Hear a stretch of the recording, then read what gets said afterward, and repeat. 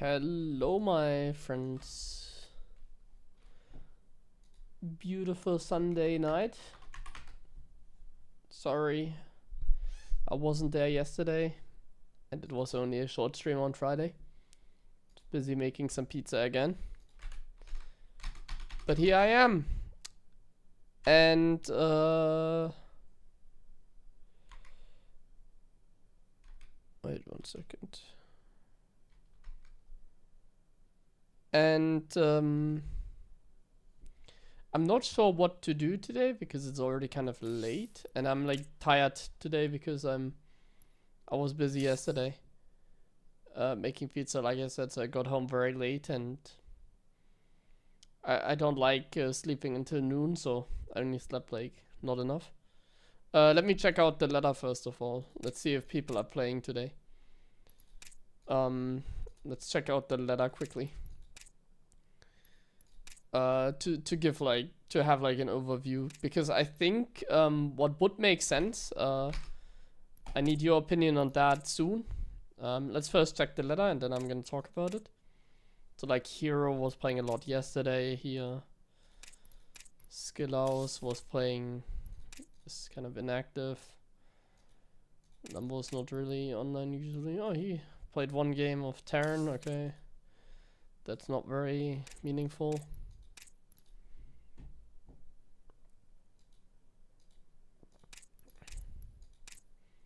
Spirit was playing earlier today a lot of games. Oh my god, it looks bad. So like as you can see, the ladder looks terrible. Like it always is.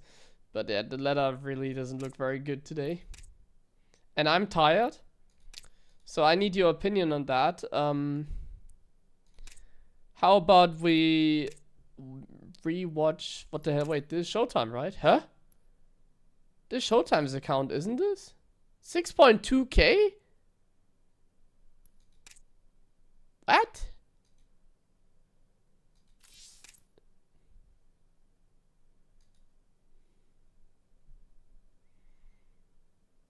$6.2k? With Protoss? How's that even possible? Now I'm a little, he lost to a 4.5k Zerg? Is he like playing drunk right now? Or did he like give the account to someone else? This is embarrassing. He lost to Dolan doing a 1-base tank all-in. 2-base tank push. He lost to a cannon rush. Whatever.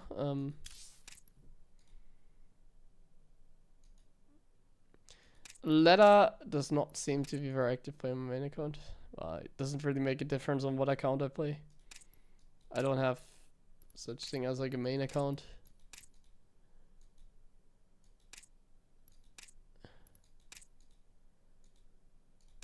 Yeah, so how about we rewatch the games from PiG's tournament today? We could do that. How about we have a look at the Clem games? Because tomorrow I'm gonna play in the... Actually, wait. There's also the... Yeah, so tomorrow I want to play... Is that a weekly? Let's check it out. Wikipedia. So tomorrow I want to play in the Monday. Yeah, there's the Monday tournament again tomorrow. The one that we played last week as well.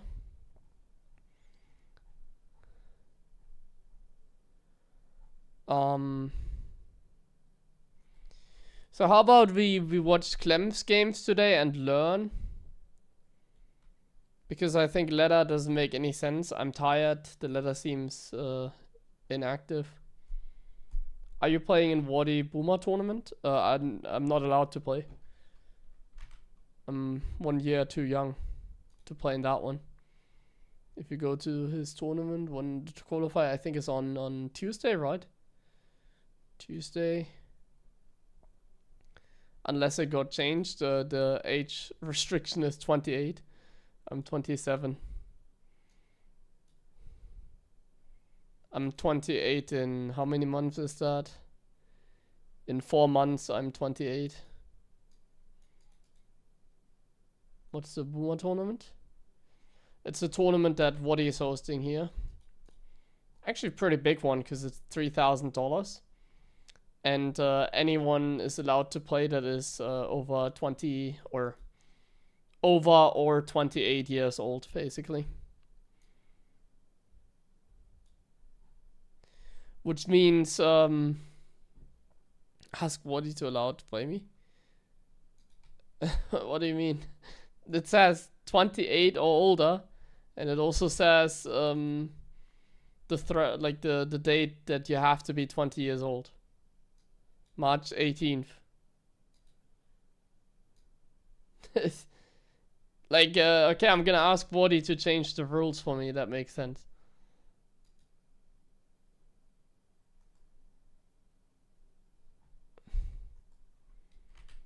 So yeah, this tournament is basically for everybody that isn't Clem, Maxpack, Seral, or Reina, or I forgot one guy, myself maybe. Yeah, myself as well, obviously, but I don't win tournaments or whatever. I think there's one more, Maru. Maru, I think, as well. Maru is also 27. Who else is below 28? Who is playing in that one? Like, it's still like so many Koreans in that tournament. Like, a lot of players are 28, so this sounds like, I don't know what this is all about. It's like literally the anti-Clem and Maxpax tournament. They're like, actually, because Sarah would have not played. I would have played, because I'm down to play tournaments again. So I would have played. Clem, Maxpax would have played, but like everybody else plays. So like literally everybody else, that's like the funny thing, is just gonna play. It's like just fuck off Maxpax and Clem and myself, I guess. Everybody else can play tournament. Reina wouldn't have played, Sarah wouldn't have played, I don't think. Like if you compare that to like the lineup of like some of the recent tournaments like Masters Coliseum, or even just the lineup of like any like Waddy tournament, like the Team Liquid map contest. Like what of these players that are playing in Waddy's tournament here? Let's check it out. Like which of these players are below 28? And you will find out that it's Maxpax, it's Clem. Spirit is not 20, he's younger than me, I think 26. And everybody else is actually 28 in one of his most recent tournaments. So I think that's actually kind of funny. It's like Lambo is above 28, like Björn, Cure, everybody is like above 28. Zaun is also, Zaun is also 27. Zaun is not old enough. Crater, is he old enough? Oh, Crater is old enough. He got last month 28. Skillis is not old enough. I'm pretty sure he's not allowed to play. It's such a weird age restriction because it's like only limiting like a few players. Clem mainly. Clem and Maxpax. Okay, so what do we do? I think I'm not gonna play ladder today. So how about we watch the series from PiG's tournament today? We can watch, because I want to prepare for the tournament tomorrow. And I feel like I need to learn StarCraft and I need to study games. So I think we can watch like Clem versus Maxpax, Clem versus Hero, and Clem versus Seral. I saw some of the games already. I didn't see Clem versus Maxpax. I didn't see that. What do we think? Like, Leda is pretty dead. I don't see myself streaming like a huge amount today. But would you be okay if I was watching the series today or not? Do you want me to really play?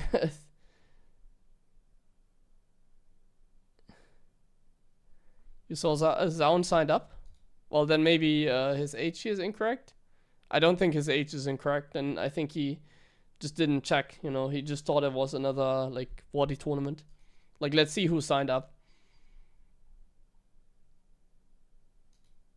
Let's see. Has anyone... Yeah, that's a good question. Has anyone seen Seral vs. Clem today? Like, how many people have seen the games today? Clem vs. Seral, Clem versus Hero at PiG's tournament.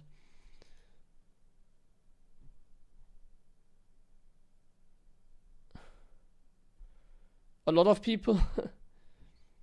I do want to watch. Oh wait, what did I click on? What is this? Oh yeah, it's the second qualifier. Oops. People signed up for the second qualifier again.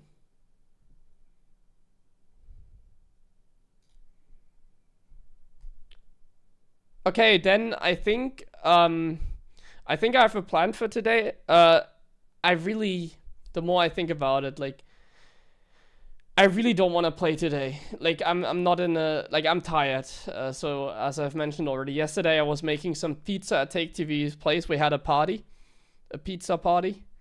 No, like, they had a party at their bar, the Homestery Cup location. It's not just like Homestery Cup, it's also like a normal bar. So they had like a party there, and I was part of it making pizza. It's always like free labor I do there. So I was making pizza for everybody basically. So I made like, I don't know, 60 pizzas with a little bit of help as well here and there. And it's not in my town, you know, like I have to drive, like, take the train, and it takes an hour to get there. It takes more than an hour to get back because during the night the trains are not going. So I'm just not like feeling it today. So I have a plan. So what we're gonna do, by the way, this is the sign up list for the tournament. So in case you wonder who's playing, like Lambo plays, who doesn't normally play in these tournaments. Well, he also played in a map contest. But besides, like, Lambo Scarlet signed up. That's kind of funny. But as you can see, this tournament is just basically a no Clem Max Specs tournament. Anyway, so what I'm gonna do is, we're gonna have a look at the series from PiG's tournament today. Maybe not from today, because I think... because I have not seen any games between Clem and Max Packs. So we're gonna watch Clem versus Max Packs first, and then see afterwards. But what I'm gonna do tomorrow is, we're gonna play in the tournament. And I think tomorrow I will also start like the stream a little bit earlier, and then maybe we watch the rest of the games. So basically today will be a talking, chill, analyzing game stream. Like I need to like learn, you know, like I want to get better again. I want to get more competitive again. So I need to like get better. Like I need to like learn the meta, you know. I need to study basically. Me just playing ladder, and I just checked the ladder. The ladder is inactive. Nobody's playing today. Yeah, it's not great. So let's change the title. Rewatching Clem's games in PiG's Tourney, I guess we can call it. So we're rewatching Clem's games in PiG's Tourney. We're gonna watch Clem versus Max Packs there, and then afterwards we'll see how I feel. Maybe I play some ladder. But yeah, this was, by the way, the last pizza event for now. Like, I'm not gonna be busy randomly making pizza again. I will be there basically all the time now. Like, I'm actually now focusing on getting better at StarCraft again. Like, I want to be... Like, I just want to try my best, you know. There's no Esports World Cup, you know my opinion. I think it's not gonna happen this year. It's already, like, way too late. From what I've heard from, like, Wardy or Rotterdam on stream, it really seems like they have no idea. Usually, they are the ones that, like, spoil it, you know. Usually, if you, like, watch Roddy stream or, like, Wardy stream, you're gonna tell, like, oh, yeah, they know something, you know. But it seems like they actually don't know anything, and even Wardy said it on stream. So, I still just want to, I don't care about that. I still want to give it my best. And one good way of like giving it your best is to actually study games. So if you want to get better at StarCraft, I can highly recommend what I'm doing here. And that's what we're gonna do now. I'm trying to get better at StarCraft here. I'm gonna open up like PiG's channel. I hope he doesn't have subscriber VODs. Oh, he doesn't. Okay, it already opens. And we're just gonna load up the games that we have missed. And we're gonna study the games, basically. We're gonna get better. The timer has ended for like 1 or 2 weeks. Well, the timer just got removed entirely. I think now everything is in silence, you know, like they're either gonna like announce a game that isn't StarCraft, or they're just gonna like, we can go to the website one last time before we jump into the Clem games. Like if you look at the Esports World Cup website, you will see that if you scroll down, there's like 2 random like placeholders. So these are like now the placeholders here, as you can see. So there used to be a countdown for these placeholders, but now they are just placeholders without countdown. And I can see them just removing them without like saying anything, you know. Like this is not like valuable information. I think it was meant to be SC2. But then like they're gonna start removing that at some point. And they just leave it there, no comment kind of. So this is not reliable information. This is just like bullshit at this point. Yeah. Okay, let's watch Clem versus MaxPax. Let me find the VOD. Where is it? It's right here. I found it. Awesome. I didn't see the games, actually. I did not see the games. I think I was actually streaming while these games were going on or something. No, actually, no, wait. I wasn't. I was in a train during these games because of pizza. I remember. How much notice would players need? What do you mean with like notice? How much notice they need to like what do I remove this? Prepare for like the Esports World Cup, or what do you mean? Okay, let's watch it. We have no sound, obviously. This is a VOD. If I turn on the sound, you're gonna hear Pig talking. So unfortunately it is without sound, but this is how like the replay analysis, the studying games go. We don't have sound. We don't have access to the replays. This is like a reaction stream to his tournament, to his games here. And I do this to prep, travel, etc. Well, I mean, they have to run qualifiers, so it has to be, I guess, somewhere in... Like, they have to announce it before May, I would assume. Hey, we get a bunch of subs by Alpha3. No problem, my friend. Thank you very much for the subs. I hope the replays helped a little bit. I appreciate it. Okay, so I'm trying to get better again. So what does it mean? Let's get into the games now. So basically, so this is how I get like better in StarCraft. Like, just in terms of like learning the meta, basically. Because how do you get better in SC2 besides like just mechanically? Well, mechanically it's hard because I've been playing the game for a long time. So me just practicing mechanics is not necessarily good. The best way to learn, and that's also how a meta game develops, like think about it like this. Imagine you and the AI are like the only players on the planet that play StarCraft 2. Like if I just play StarCraft single player and I've never watched like any other players play, or I never get matched up against other players, I just play against the AI. What's gonna happen is no metagame evolves. Like I'm just stuck doing my build order over and over again, and they don't really have any feedback on like what actually works. So like in order for like a metagame to develop, you need to like everybody learns from everybody. So here we are in the series between Clem and Maxper from 2 days ago, and I'm just seeing like what Clem does and see how it works. And I'm gonna try and incorporate that into my own play. Like I'm gonna see what works and what doesn't, what he does different than I do, etc. You know the deal. So what do I pay attention to? So first of all, I pay attention to like what I'm losing to. So what is, for example, the thing that I lose the most against when I go up against MaxPax?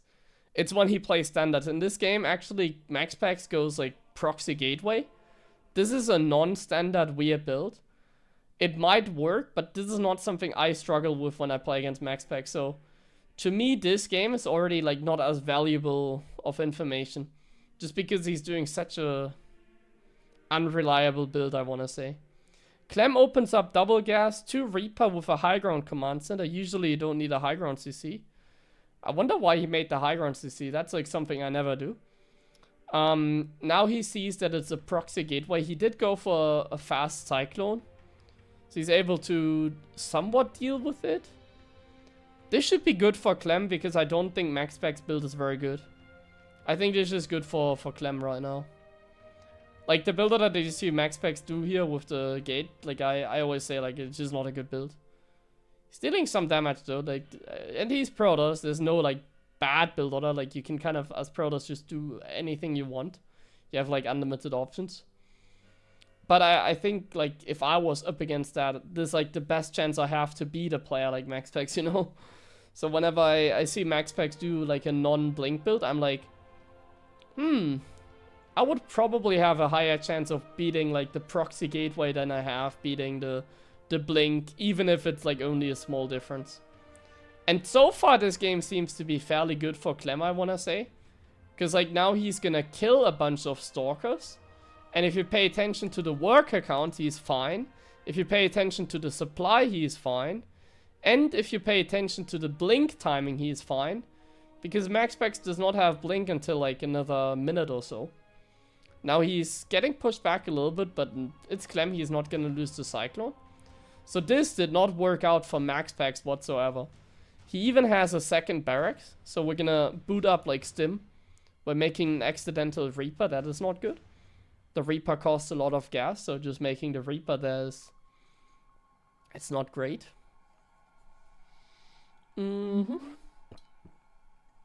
Good start for Clem.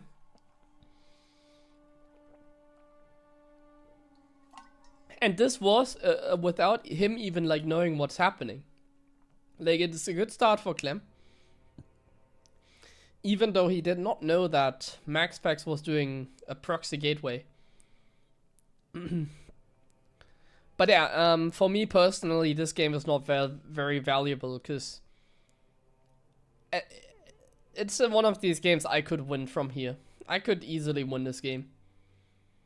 He has a good stim timing. MaxPax has like not a lot of pressure. He doesn't even have a robo. He needs a Phoenix to jump into the main. He does get stim. That's nice. So now I wouldn't be sure if I was winning this game. Because losing stim hurts a lot. Like now MaxPax has a huge timing window. That changes a lot of things. Now he can just chill for like a long time. Get the Robo Bay up. So now I'm not sure if I was winning this game. I think now the game is actually even. Clem is just doing a 2-base all-in as well. He's getting more barracks. I like that. He sees how much economy there is, so he can estimate like in what kind of position he is. He sees that there's like a robo. Well, he saw the hallucination, so he knows that the robo was late. So he knows that Colossus are still a little bit away. He probably doesn't think that they are this fast though, because MaxPax was actually getting the Robo Bay pretty fast this game. Like despite a late Robo, he immediately started the next tech. So it seems like he knows something. At the same time though, he's getting a Forge, so he probably doesn't know anything. He just had the money, I guess. Kills the Observer. But I don't think it matters. It doesn't seem like he's reacting to what Clem is doing anyways. He just seems to go very fast Colossus and... Well, he sees there's 4 tanks. Like, that should tell him everything. He sees there's like 4 tanks. There's no way that like this is normal. At this point, he should know. And, yeah. Tank all-ins are good in certain situations. This is not one of them because Clem is up against fast Colossus. And fast Colossus is the counter to worker pools. I don't think Clem was... Oh my god, he loses a full medevac. Okay, yeah, now it's over. I don't think Clem was expecting the fast Colossus tech. So good counter play by MaxPax and good snipe on the stim. It really saved him this game. So yeah, he wins actually this game. I did not expect that. The proxy gateway wins this game. It's nice I didn't see this here, so I don't know what's gonna happen in each game. I didn't watch any of the games. But yeah, here we see... even though the fight is actually really bad, what the hell? That was a terrible fight, I think. I didn't really pay attention because I thought the game was over. But suddenly, like, Clem barely hangs on. But yeah, it's still game over. Like, a good way to, like, the way that I usually explain to people who's ahead in the game that don't know anything about StarCraft, it's always like the supply number and the amount of income they are gaining. So if you look at the numbers, like MaxPax is ahead of in supply, and he's way ahead in income. He has these arrows there, the blue arrows.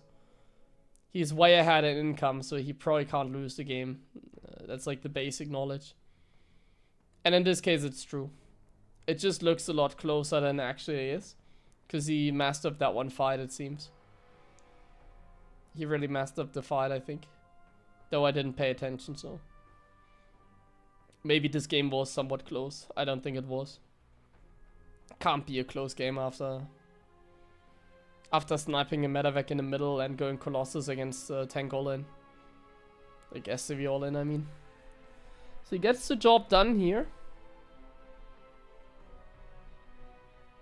Yeah, not a very valuable game, to be honest with you. This game was not as valuable in terms of, like, for me learning. Clem lost the game. MaxPax did a weird build. Let's move on. So we didn't really learn anything in that game. At least I didn't. Let's move on. I guess I learned that MaxPax is capable of playing this kind of build as well. I guess that's sort of what we learned. So the next time I go up against him, I have to be, I guess, not worried about it. But at least I know it's like a possibility. Yeah. But that's really minimal, because mind games, you know. I really don't see him play such a build against me, because, like I said, I think he is far scarier just playing standard all the time. But I can see why against Clem he doesn't play standard. Because he's lost a lot against Clem recently, so he's just trying to mix it up, I guess. Like, if you just lose to somebody all the time, I guess it's worth to test something different. But I think he's gonna play fairly standard in these games now. Like here, maybe not, because it's El Dorado, but on standard maps. Would it better not made the all-in? Build the third CC? I would guess so, yeah. It's hard to say because these positions are very non-standard. So it's like really hard to say who's ahead and who isn't. It always depends. I don't mind the all-in. I like the all-in choice. Like the map is like so awful. Like Frostline. Was that MaxPax's like first pick? Do we know anything about that? I don't think it's like... I don't think I can figure that out. Essentially, Frostline is like the worst map, I think, for taking a third as a Terran. So going a 2-base all-in on that map seems to be a reasonable choice to me. Like the third base is just so far away, it makes it so hard to take it.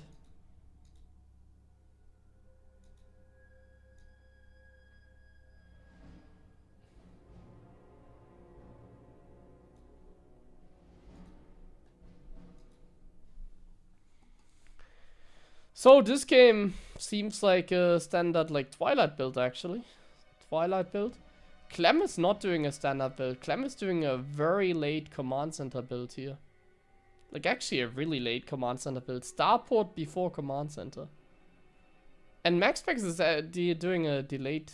Is that delayed Stargate? Is that the normal Stargate time? I guess so, yeah.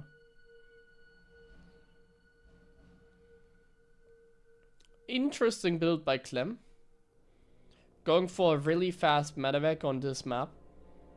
So it's like a 6 Marine, 1 Woodermine drop build, I will assume. Or just Marine. I know he's just supply block, okay. It's part of the build, I guess. Interesting build. I feel like MaxPax should know the moment he sees like the Marines and the Hellions here. And the timing of the command center. Moin Marcos.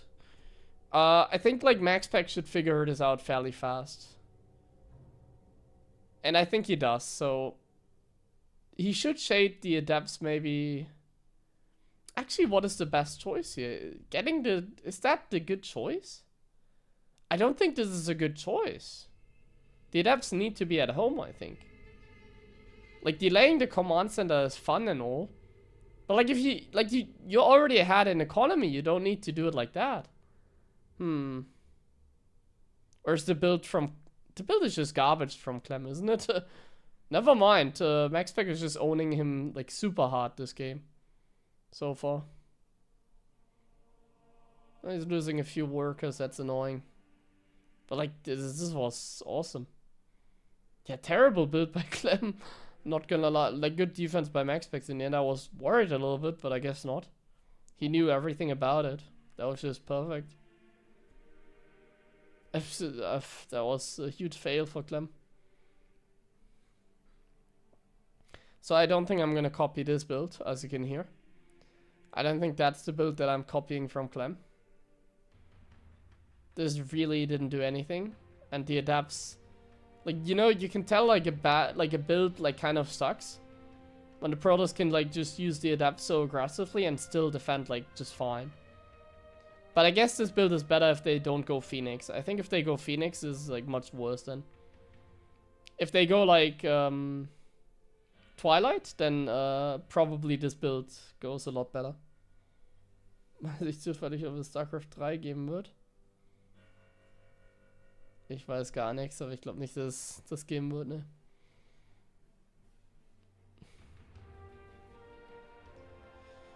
Alright, so one thing that we see Clem do a lot against like Phoenix Robo is the reactor Viking production.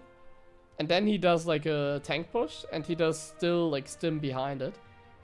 I love this. This seems to be like a new age like style that he has kind of developed. I think this is an amazing style because I've seen it like work so many times. At least when Clem was doing it. So it's like you get stim, like you get like a lot of, it's like you get enough Vikings to zone the Phoenix. And then you just have like a lot of other stuff on the ground like Marine and Tank to deal with the non-upgraded gateway. So like you're trying to hit a sweet spot where you have enough Vikings to zone the Phoenix. You have some tanks to like zone the ground. So that like Stalkers, for example, can't take out the Vikings. And then you just try and hit a timing before they have like charge or anything else. Liegt im Sterben, ah, nicht so dramatisch. And this is actually an all-in by Clem. Clem is like very all-in here. He's like pulling SCVs. He's like making even more Vikings. He's sending everything across the map. He doesn't get combat shields. He doesn't get +1. He's super committed. Good force fields though. This looks so weird, this fight. Okay, so in this fight, I think the Immortal was kind of throwing. The Immortal was not killing the tank immediately. And yeah, I'm actually surprised that Clem is still like just winning this game. How is that possible? Good recovery, I guess. I don't think he should have won this game like that.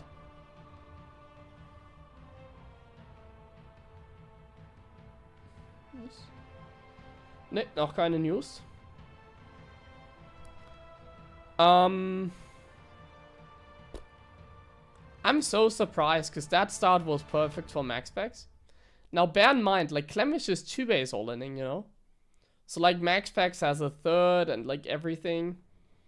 Clem doesn't even have combat shields, he doesn't even have +1, he doesn't even have Metavex. He's just 2-base all-inning. I feel like this like worked because MaxPax built too many Phoenix. Like Clem didn't know much, you know, like if MaxPax just goes fast like charge or skips the Colossus, goes more Immortals. I don't even think like the Phoenixes are a mistake by him. But I feel like this is like an undeserved win. Like if I was playing this, I wouldn't be happy with the win. I'd be like, yeah, I just got lucky. And I think in this case, yeah, Clem just kind of got lucky. He shouldn't have gotten away with like this after the early game. This is not a very like nice game. It's a very ugly game, how I like to call them. Just a very ugly game of StarCraft here.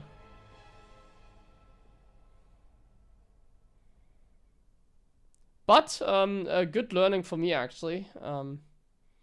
This Viking tank push definitely seems to pack a punch. I don't usually play a lot against Phoenix Colossus though, so I usually don't... I don't think I struggle much with it, you know. But like I said, this is also El Dorado. Like on this map, you're gonna see more Phoenix builds, I guess, than on other maps. But yeah, once again, these are not the builds that I personally struggle with the most. I personally struggle with the most in like a standard game, honestly. These are the type of games that I would win as well. Like just making a bunch of units move to the other side of the map and kill the other guy. Seems to be one of my games.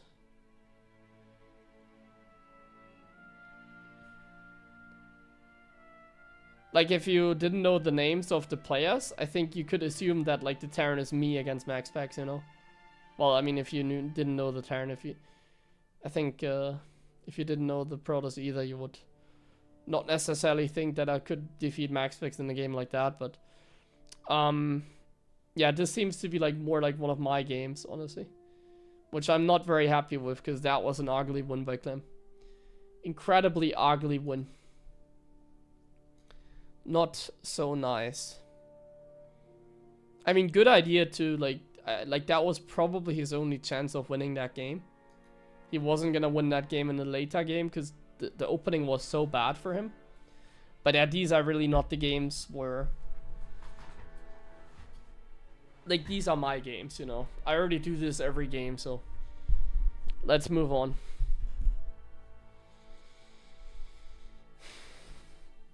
Why do people build Mass Phoenix every game against Zerg or PvP? What? Against Zerg? I never see Phoenixes against Zerg.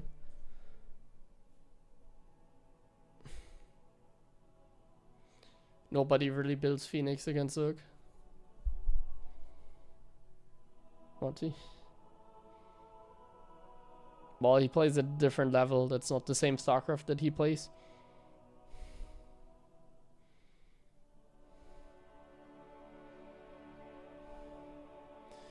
Okay, so let's pay attention. So Max Pack scouted. Clem, double gas, double Reaper. And then on...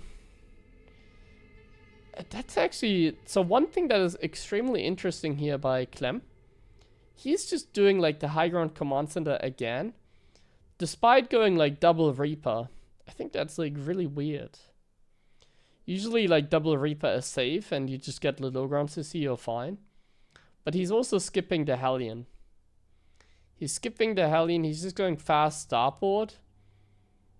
And then Widowmine and then like Supply Depot. No, Tech Lab. Supply Depot. Tech Lab, so like a fast like Cyclone drop. Marine maybe? Let's see. The Reapers, he uses as a little bit of a run by, like delayed Reaper jump. Max Pax likes to shade like 2 adepts across the map and then he's like running into a wall. And then I guess the Reapers can find damage. Which in this case is also working, like the Reapers do find damage, so I think that was the idea. Just waiting until the adepts are on the other side and then they run into a wall like this, they can't find damage, you have a high ground CC, you don't delay your command center. Yeah, I mean it worked. Good job by Clem. This just worked. This was just good for him, it just worked. Straight into double barracks so fast, wow. Okay, now we're talking. This seems like an interesting build. At least against someone like Max Pax, because you know he's gonna move across the map with the adepts. So you can like get cocky with your Reapers like he did. I don't think the Stalker should be on the map. I mean, there's a Cyclone. I know the Cyclone sucks, but it doesn't suck like that badly, does it? Let's see. I feel like Clem could catch one of the Stalkers, because it seems like it's lining up. I think he might if he boosts now. Ah, he's too late on the boost. I don't think he cared. Well, he didn't know in the first place, but... I don't think he... it would have changed anything necessarily. Like losing one stock or whatever, I don't think matters. Gets a probe, gets scouting. That's good. In terms of medevac harass, this is just fine. This is just fine for him. He has a bunker. He's a very safe setup. I like this game. This is a standard build. He's like finding some damage here and there. He's getting good scouting. This is like a very standard game. Very enjoyable to see that kind of game. Just a very normal game of StarCraft that we're seeing here. Hey. Oops, sorry, an ad popped up. I like the build as well. It doesn't put him ahead. Like, I'm still gonna whine here. It seems like Clem is not in a, like, he's in an even position.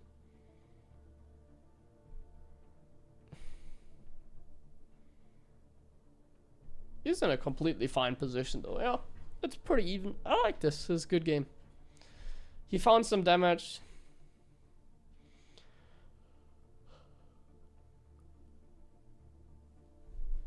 He's now making a transition. He's gonna get a third base, right? Like, this is a normal game. The Raven comes in, he's gonna find maybe some damage. Maybe it's gonna get some more scouting. It seems like it's even gonna find damage. I still can't believe that, like, this works. Like, how is an auto turret, like, killing probes in 2025? This should be not like, how's this happening? 3 probes? Bro. No. Like, just, like, every game, like, the Terran makes a Raven and sends it across the map. Just get a battery, my friend.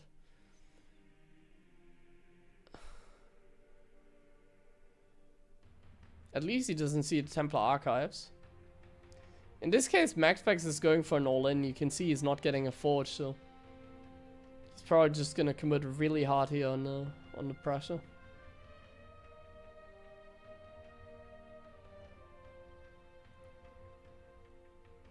So this is what I struggle with the most. Like, when Clem is now gonna push out the +1 timing, I struggle with the most, like, judging whether I want to take a fight or not, or like I want to commit or not.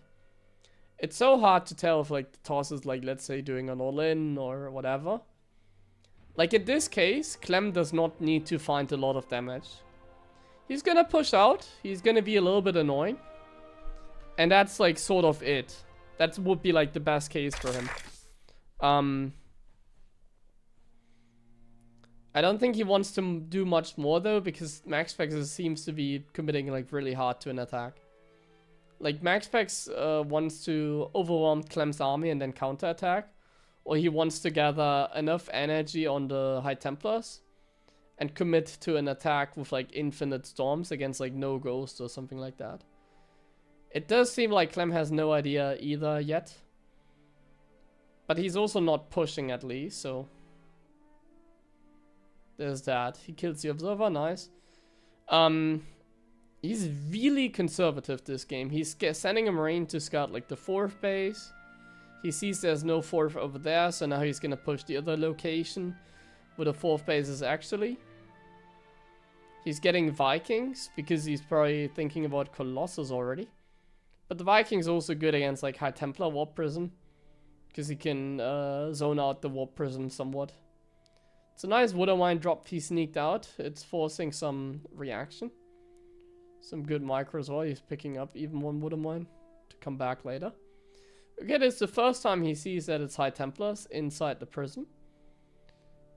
MaxPax, he committed hard to the gateways, but then he went back into, like, normal. And now Clem is actually up 30 supply. And his spread there is really nice. Let's see if the storms can hit. So far, it's okay for MaxPax, I think. I don't think he's upset with this. I mean, he's a 4-base Protoss against 3-base Terran. I don't think he can ever be upset. He kills the Water Mines here as well. Easy peasy. Blinks away. Yeah, I think that was good for MaxPax. He's getting probes now. Clem is on 3-base. Like, he should just be fine here.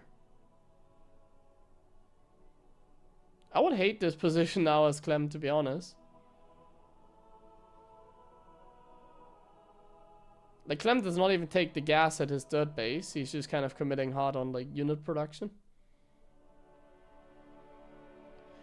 Please don't run into the Terran. Oh, why are we attacking? Don't attack. Don't do this. The Terran is on 3 and you're on 4 base. Don't attack. Don't attack.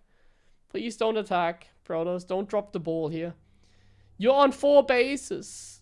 I mean, if he doesn't commit, it's good. Like, if he just puts on pressure, okay. Loses the Warp Prism? No, not yet. Okay, it's good so far. So far, so good. Like, you don't want to, like, lose any High Templars here. Against, like, EMP. That's the main thing. Okay, he's losing High Templars. Not good. Now it's bad. He lost so much there, but I don't know why I would, like, you're on 4 base, the Terran is on 3 base, and then you attack? Instead of just, like, getting Colossus and taking a 5th?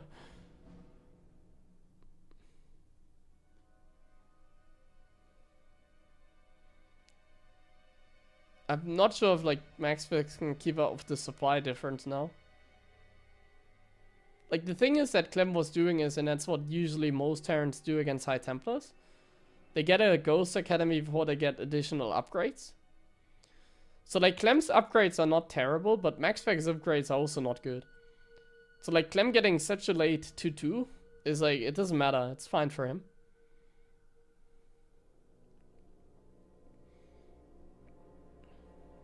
I don't think he should warp in there.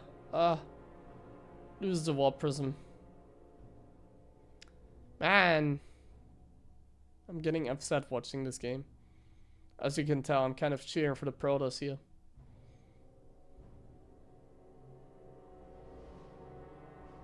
He just threw an Archon and like a Warp Prism in there and just lost it for free.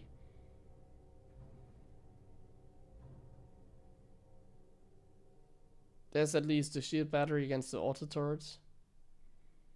It's fine to lose a couple probes now. You have more than enough anyways. Eventually he's gonna kill that Raven. Okay, so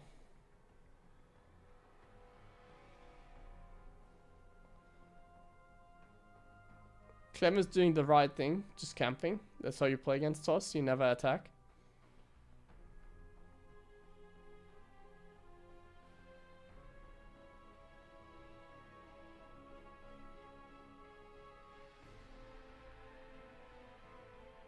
Oof. So now we need to pay attention to like what Clem is doing, and he's actually like splitting his army, but I feel like that's dangerous. I don't like splitting my army anymore against TOS. Feels like more often than not I'm just getting caught, so he's gonna regroup now. And I guess that's how you should do it. Split, be careful, and then if you notice the Protoss like taking a step forward, then you can like recollect your entire army and then just go for like one focused attack.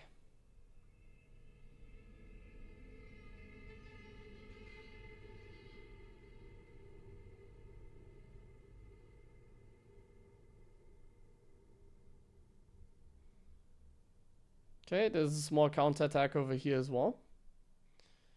There's a lot of stuff happening in the production tab.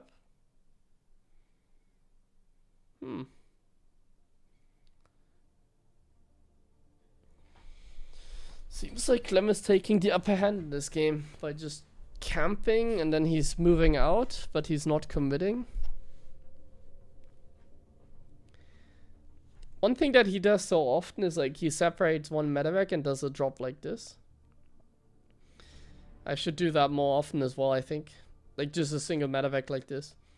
Especially against a lower level Protoss, this usually, like, I don't know why, but it a lot of times ends their career. So you split one medevac and they suddenly can't handle it because they always F2 or something like that.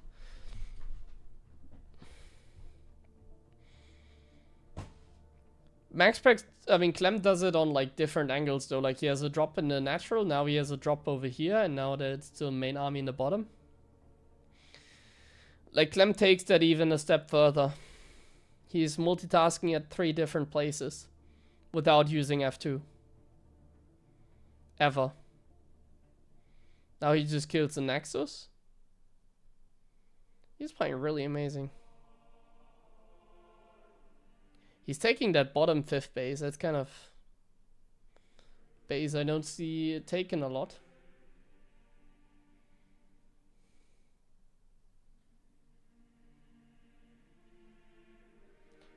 It feels like he's really getting the upper hand this game. Nice force field.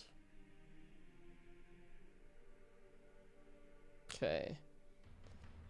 Yeah, I've never seen Clem lose a game like that. I don't know really what to say here. What do we think here? I mean, the supply says everything. Did Clem even lose any units in that fight? There's no disruptors, interestingly enough. There's no disruptors. Clem is like crashing this game so hard. How's he like trading twice as good as like the toss? It doesn't make any sense to me.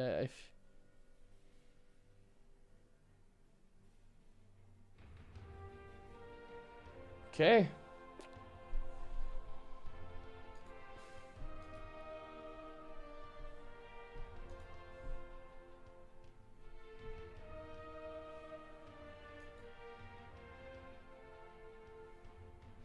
I really wish there were more replays or first-person videos available from games like that, because then you could really see what he actually does. Like, watching it from like caster perspective is always like really tough to like analyze. Because like, I can't really like judge if like MaxPax had a huge mistake at some point. When you watch somebody play, you can notice when they play well or not, like first person. Oh wow. Proxy Hellion drop?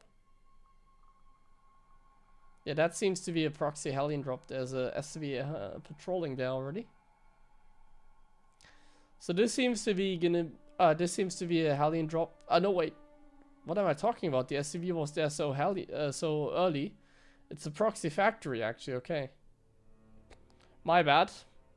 I misread this entirely.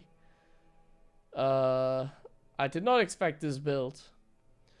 So this is another tricky build. This is like the type of build that you see every now and then in big tournaments from Clem, when he goes up against MaxPax in particular.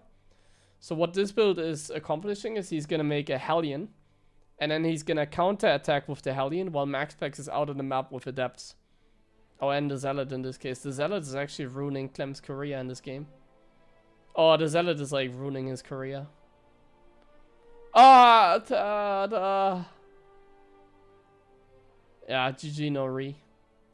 Nice build by Clem, but now obviously the Zealot is like killing him. I think this game is now officially over, yeah. Because MaxPax sees there's no factory, so he should know there's something off. I've seen this build by Clem once, so I think he knows that something is off. Like, by this time, he could also finish the wall and... like, he could just finish the wall and put a Stalker there, no problem. He should know. Clem is even waiting with the Hellion, so, like, at that point, like, he already has a wall. Like, it's over. The factory is not gonna accomplish like anything. Like having a proxy factory is kind of all in. Okay, these need to kill like 9 workers at least. 9 workers and then maybe we're talking again.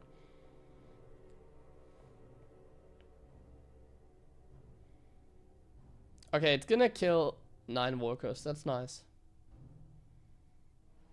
We're talking again.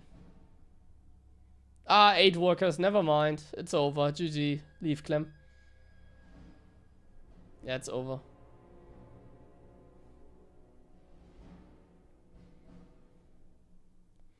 He didn't hit the 9 workers. He can't win. I was supposed to be 9, not 8 workers killed. That one, like, worker kill difference is insane. Now, I think even with 9 workers, honestly, the Adept counterattack killing another 3 SCVs. Like, the thing about, like, a proxy factory is it can find some damage, but then you don't build any tanks. And, like, how are you ever gonna deal with Stalkers? Stalkers are just, you can't do anything. Like, you literally can't. Against Stalkers, you either need tanks for the range or stim. These are the two options you have against, like, Marauders, I mean, against Blink Stalkers. Clem doesn't have any of that. He has, like, no tanks, and he also has no stim. He only has Marines, so the Stalkers can kite literally forever. And that's what we're gonna see here, like, unkillable Stalkers. You can't kill these Stalkers, it's impossible. Not only you can't kill them, but they gonna pick off, like, things, you know? They can run circles. Okay, now he has one tank. But, like, he's already dead. Like, he already doesn't have anything. Clem, that is.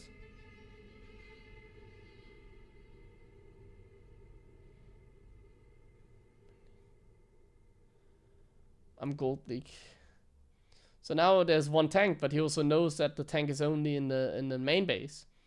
So he can just go free in the natural if he really wants to. And, like, in this case, like, it's over because, like, he doesn't even need to do anything. Anything he finds here is free. He's even just gonna jump on the tank now because he sees that everything is out of position. Clem did not know he was still in the base, so he moved down, thinking that the Stalkers would probably go into the natural or something. But yeah, now he lost both tanks as well. And yeah, we can stop talking about this one. This one is very one-sided game.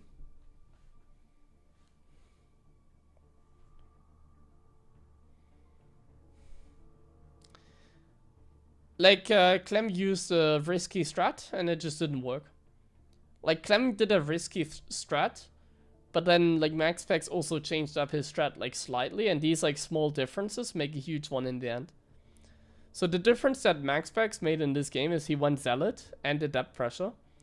Like, like, MaxPax really doesn't do that often. Like, you can tell, like, in this series, they're, like, bringing stuff that they normally don't, like, do anymore, basically. Like, you're not gonna see, like, Clem proxy a factory like that at most weeklies when he beats MaxPax. And it actually lost him the game here. But it's a best of 7, so I don't blame him. It is a best of 7 between them, so if he, like, loses a game because of trying a risky strat, like, the thing about Clem is, he can always, and I think now it's time. Now it's really time. He can always just go back into playing standard, like he did in the game on Amygdala. Like, he can always just go back into just playing a normal game. And I really think he's gonna do that now. It's hard. Like, it's easier to go for, like, the Gabe type of builds, to do, like, a tank post or, like, some random all-in or whatever. But yeah. Clem can do it. Clem is the only Terran in the world that just can win the game the hard way. Clem is literally the only Terran that can beat MaxPax.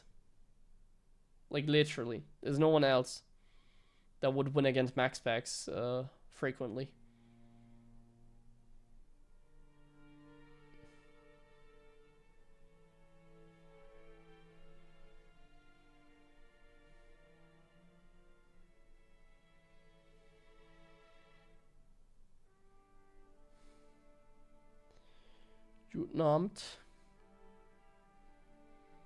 So here we see a standard opening. Clem is going for a Reaper double gas again, 2 Reapers.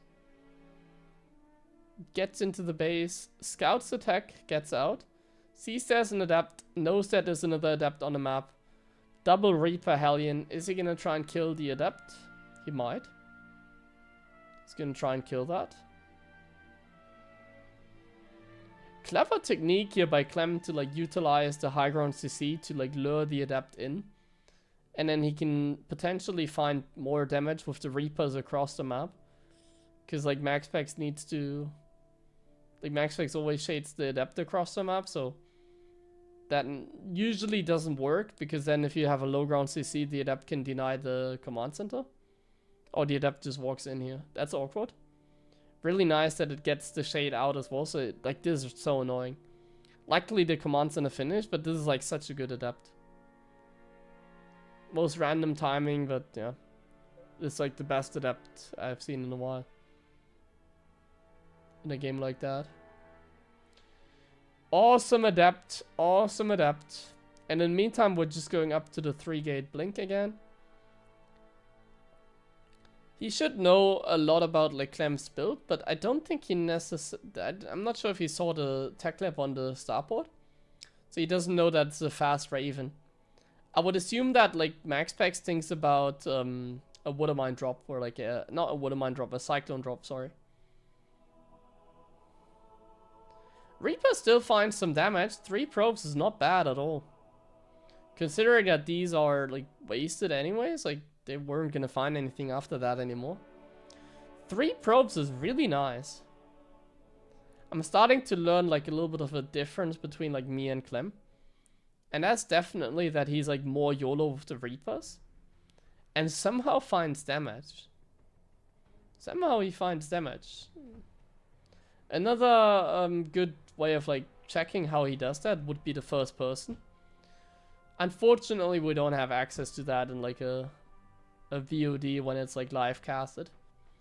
I really wish there were more first persons available to really see what happened there, to really see like the decision that Clem made, why he jumped in that moment. You have like a much better like understanding if you watch first person, because when you're watching like this, you have all the information. It's like playing with map pack, you know. Like I'm commentating this game with map pack. Oh wow, this Raven is once again. Man, how are Ravens killing workers in 2025? Come on, MaxPax, get your shit together here. How are Ravens killing workers in 2025, guys? Every game. Every standard game, at least. The same old trick. I fly in your base with the Raven and I kill probes. Because you have no defense. This game I can somewhat understand because MaxPax went into Colossus. And now he's getting a battery, but why don't you just get the battery earlier? Not sure if it's possible, but it'd be so worth it, because if that Raven does not find as much damage, like MaxPax is like such like the only reason that this game is playable for Clem is because he kills those 5 probes. If he doesn't kill those 5 probes, or the 3 probes of the Reapers earlier, he's in such a bad position. But because of like these small pickoffs, he's actually in a fine position. So in a game where I would be like behind, Clem is even. And being even in the mid game against Protoss is like the best thing that can happen to you. Because it should be impossible for the Terran to be even against the Protoss.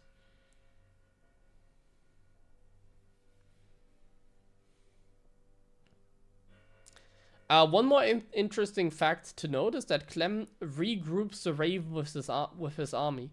So he drops a few auto turrets, finds some damage, and then he's actually getting out with the Raven and use it with his main army. I guess primarily to spot observers, I would assume.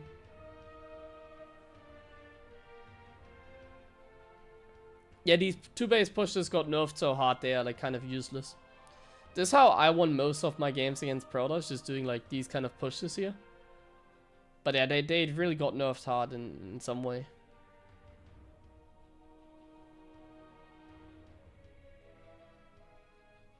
I mean, it's not a bad thing, but leave some units behind. Doesn't push across the map yet. Like he's waiting for a few more units. Like now the interesting part of the game begins. Let's see what Clem does. Protoss is taking the 4th base. Protoss is living the good life.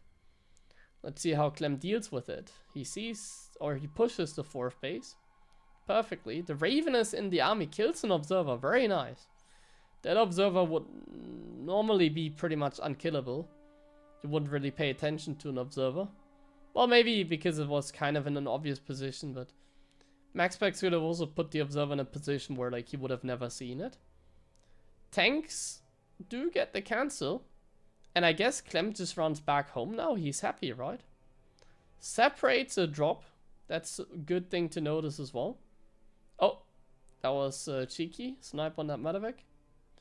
So one thing that's fascinating, like this medevac. This medevac is once again gonna be the key reason that MaxPax loses the game, right? This medevac. This medevac. Nice. Ah, it is so hard to multitask though. Okay, there's a Colossus push now. What is the drop doing? Wow, the drop is finding like so much. What the hell? Hey! What the hell?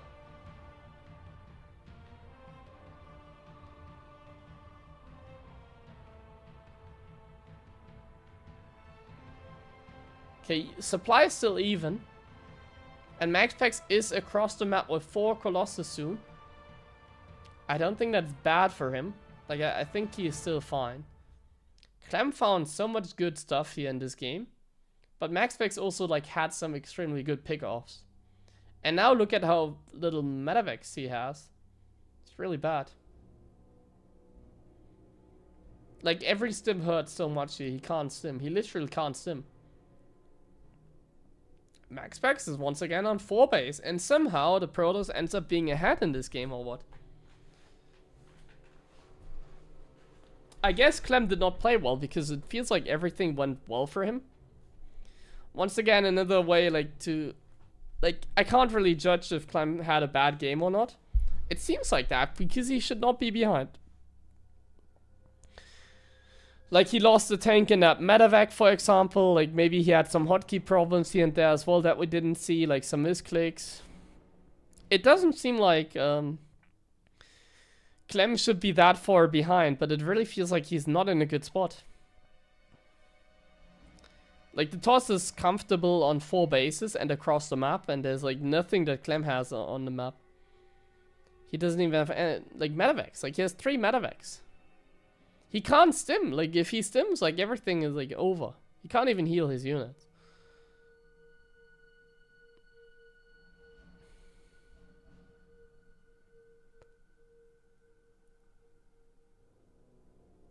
Oh, the DTs as well. Oh, he sees one of them, though.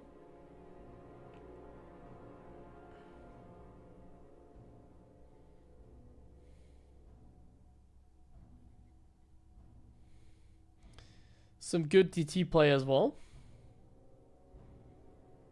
The wall prism, yeah, we see a lot of good multitasking by Max Packs here. Like, the moment that you see, like, in this kind of multitasking that, like, even Clem is having trouble keeping up. Imagine if I was playing the game, and that's kind of what I'm thinking. Like, what if I played this game? I would stand no chance, man. And all of that, even though, like, the early game did go pretty well. This game doesn't make me feel very hopeful for my chances. But yeah, maybe Clem had a bad game, so I don't really want to overthink. Like, once again, this is another great game to watch, like, first person.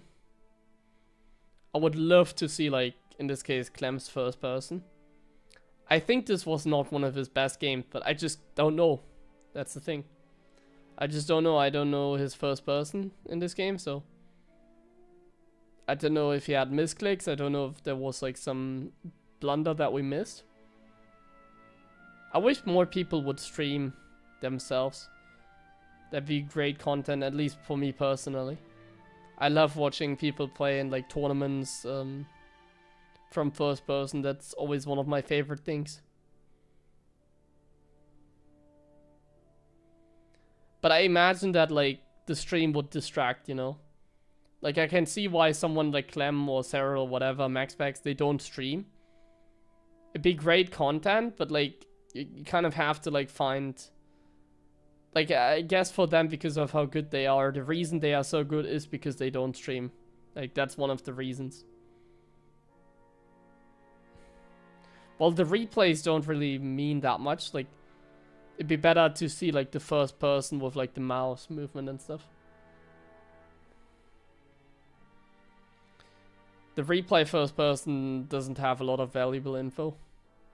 It just has the camera and the unit selection, I guess, which... is something, but you still can't really tell if somebody played like a superb game or not.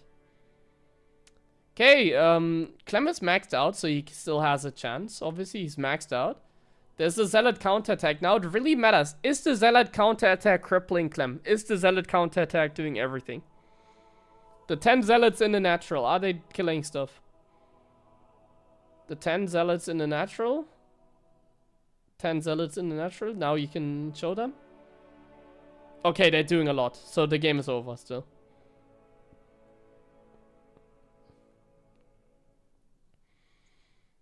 If these zealots were like somehow defended by the bunker or like a wall or whatever, Clem would have actually been in a fine position now. This nearly went perfect for him, but then these zealots are just doing so much. This is always the most annoying thing because zealots don't really need to be microed a lot of times.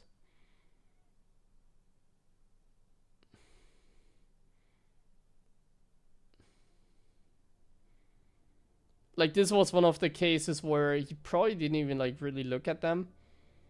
He kind of just let the zealots do their thing. And, like, Clem probably even knew that there were zealots, but couldn't really do anything about it. And now he's still crippled. Like, he's so broke. It might not seem like it, but, like, the toss is on 6 bases, Terran is on 4. But the Terran doesn't even have, like, a proper setup. Like, look at how much he's mining here. He can't, like, he doesn't even have a scan here to kill the frickin' DT, and now he's like running circles. It's just not good enough. Ah, great disruptor play as well. Yeah, I think this was not Clem's game. This was one of the few cases where Clem did not play a very good game, honestly. Like, 5% worse than normally. That was a really tough game for him. Really tough game. After such a good early game, honestly, like the early game could have not gone any better for him. I feel. Ah, the adept.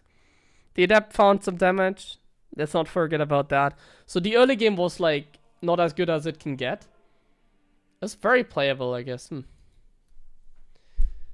Very good game though. I like that game. Like in the first 10 minutes, I enjoyed a lot. Was a good game. Let's go straight into the next one. Let's do that. Straight into the next game.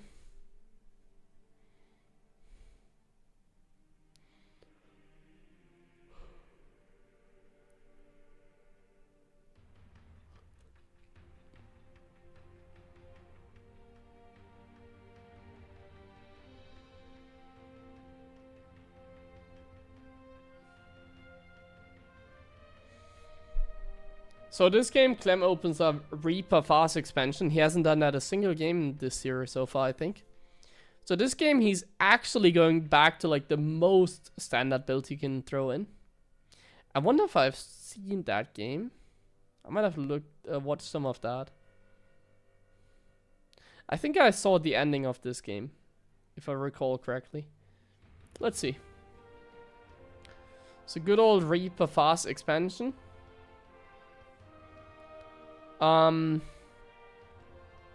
Let's see. Max Specs, I think, realizes like right about now, especially now when he sees the Reaper for sure. Yeah, he sees the Reaper.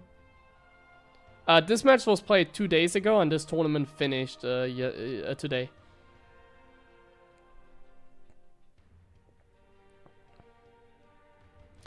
So in case you guys are wondering what I'm doing, I checked the ladder. It's pretty inactive today. Yesterday I was making some pizza at Take TV's place. I made like 60 pizzas yesterday. At an event. That's my second job. I don't get paid yet, but maybe in the future. So I'm kind of tired today. Tomorrow is Monday, and tomorrow I'm gonna play in the weekly again. So I'm watching these games now in depth here on stream. To just get a little bit of inspiration, mainly. Like, I want to, like, see, like, what Clem does, what kind of habits he has. Like, for example, one habit I see, he goes for a Raven here again. Like, the fast Raven build is a habit I see. That kind of stuff I want to see.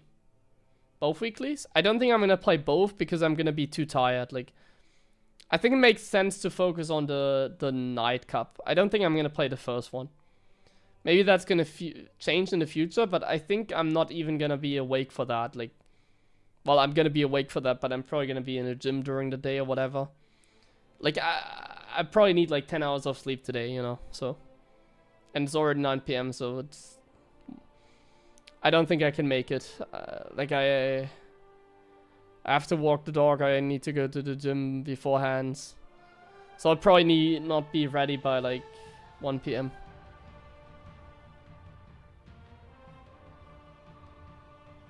Okay, so Blinkstalker, pressure, and oh! Raven. Okay, it only finds 1 probe. That's fine. 1 probe is not bad for max specs. Especially because this is exposed. So he doesn't kill the bunker is bad. Okay, Clem is owning him. What the hell? Well, not owning him, but like... not a bad start. Not a bad start. I feel like, once again, if I had played in this position, it could have been very different. Like, that was clutch by Clem to be ready to repair that bunker and even have, like, the perfect amount of Marines. Good respawns again at Raven. I'm finally happy that, like, the Protoss are not losing workers to a Raven in 2025. Good job there against their own Raven. Finally, we're not losing, like, 3 probes. We're only losing 1 to 2 turrets. That's extremely good for max specs. But the stint timing is not bad for Clem. Like always, he's behind because he's playing Terran. Let's see how he salvages this. Like, max specs not really finding damage, but like, look at the work. Like, max specs is already like fully saturated on 3 base. That's the thing.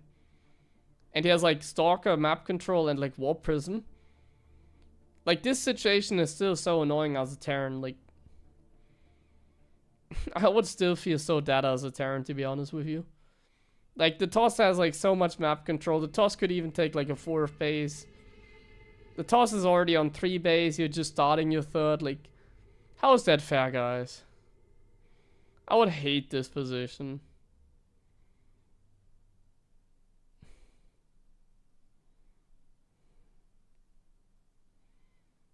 Let's see how the Toss manages to throw this game.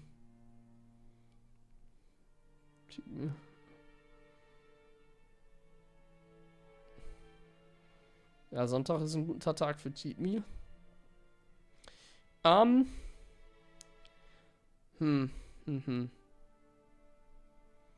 So Clem is waiting for his stim timing.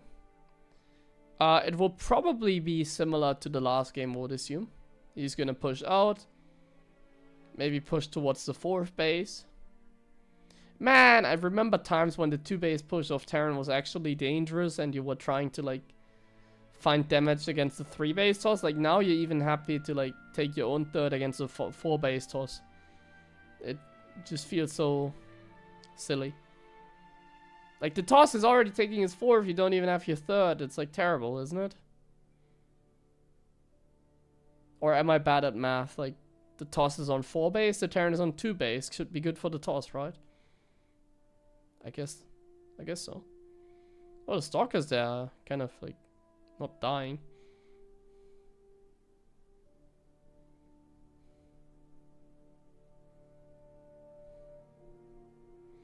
Ay, let's not do that. That was a clever trick by Clem.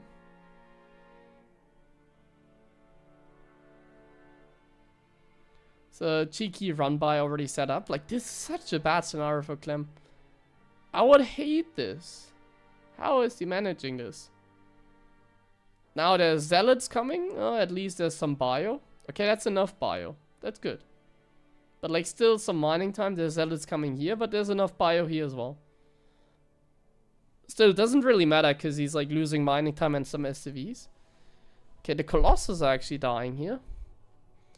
There's 2 Vikings. He's making like some... the Vikings are dealing a lot of damage somehow. How is he like killing the 4th? Makes no sense.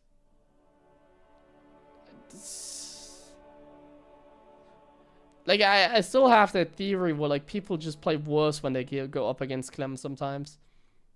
It feels like that to me. It's like, so many times I feel like people drop the ball. Like, that was a perfect setup. And he still manages to just lose like the 4th base, and like now it's obviously good for Clem.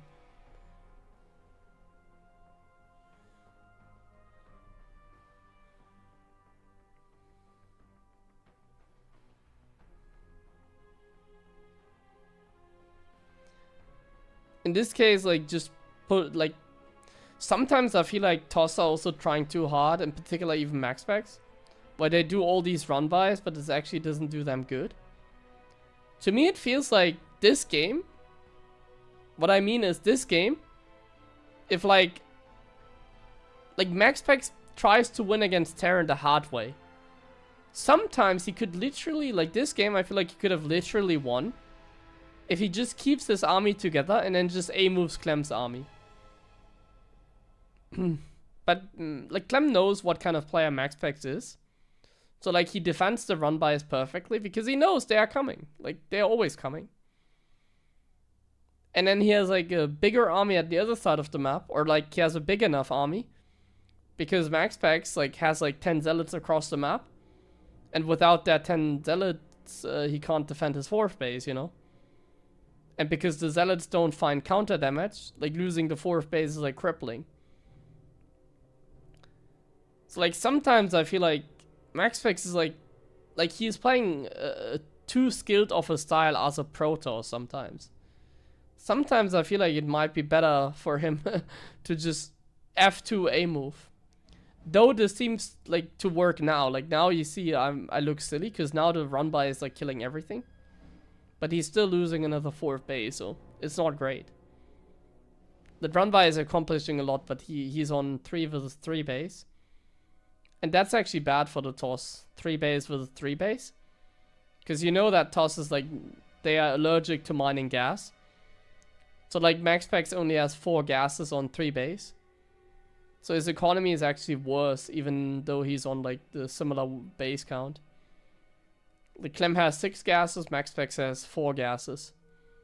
So he needs at least like 1 more base in order to be up. Or he needs to take more gas and kind of like spend that gas. But in this case, there's like you can't really like go Storm here. Going Storm would take too long, so like this is a checkmate scenario. Let's call it that. Like it's a checkmate scenario. There's no good decision that MaxPax can make. The only good decision he can make is like get a death ball and try and fight Clem's army. But I don't think he's going to be able to get a death ball anymore. Oh, he already gets jumped on. That's not good. It's actually getting very chaotic here. Oh, he's losing a full energy here. Sentry, not good either. Like, Clem has very little workers, but no stalkers against the Vikings. Yeah, okay, now the supply says everything. And 4 bases, like, he can just make more SCVs again. Yeah, really odd game, man.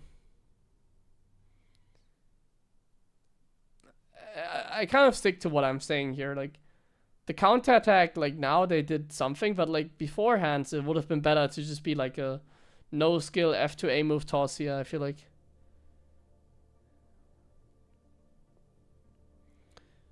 So, like, Clem was playing more like the player than the race, I feel like, you know? Sometimes, I guess, it's better to play the player than just the race. Because people, like, they tend to have the same habits every time or the same playstyle. Like in this case, MaxPax always like does run-bys. So you know that the moment you move out, there's probably like zealots on the map that are going for a run-by. Like this is not something that you know for like every toss. Like sometimes you need to have more army at the front because they don't counterattack. But sometimes they counterattack. So that really comes down to like the player more than anything. Yeah, I think if the zealots were with his army, he would have defended the 4th base, no problem. Like he had way, like he could have even warped in more. Could have come in from behind, flanked, that kind of stuff. It's like a lot of options you have because of how mobile you are. Yeah, now the game is super over.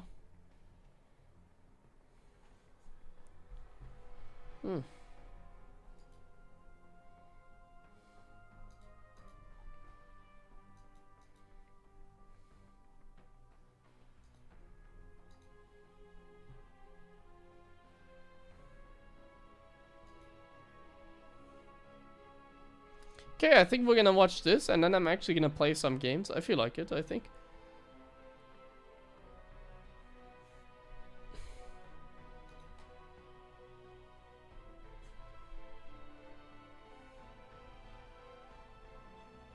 We're not gonna watch any more series after this, I think. I'm not sure, maybe. I'll take a small break after this and then we'll see what we do. Maybe I'm just gonna finish like the Clem Seral series today as well. And then we can just go on, play tomorrow, you know. I didn't see many games between Clem and Seral today, so I kind of want to watch that, I think. This is a different map they use.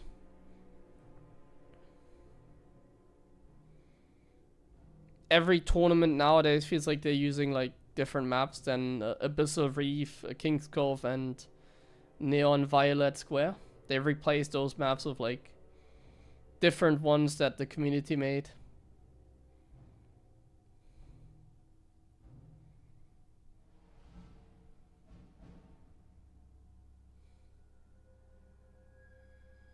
Tails, man, yeah. Solar also calls this map Tails, man.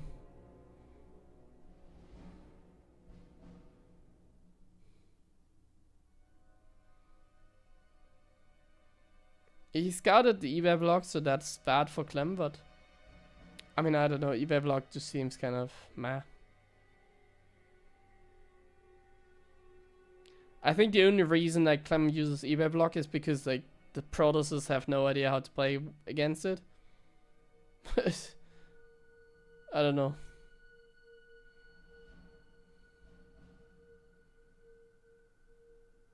I feel like one of like MaxSpec's biggest problem has always been in the past that like he's vulnerable to weird stuff a lot of times.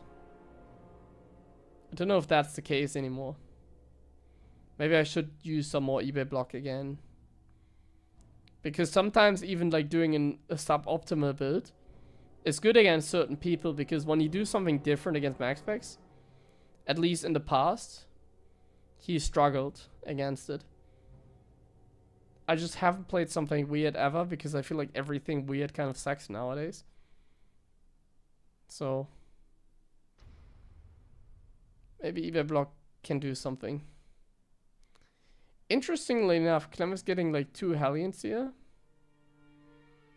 He's going for a HeroMarine drop build. Okay. I'm not sure if he's gonna find damage with that. Like, it's gonna be like a 6-8 Marine drop with Hellions. After the evac block. I feel like it's already late though. Let's see.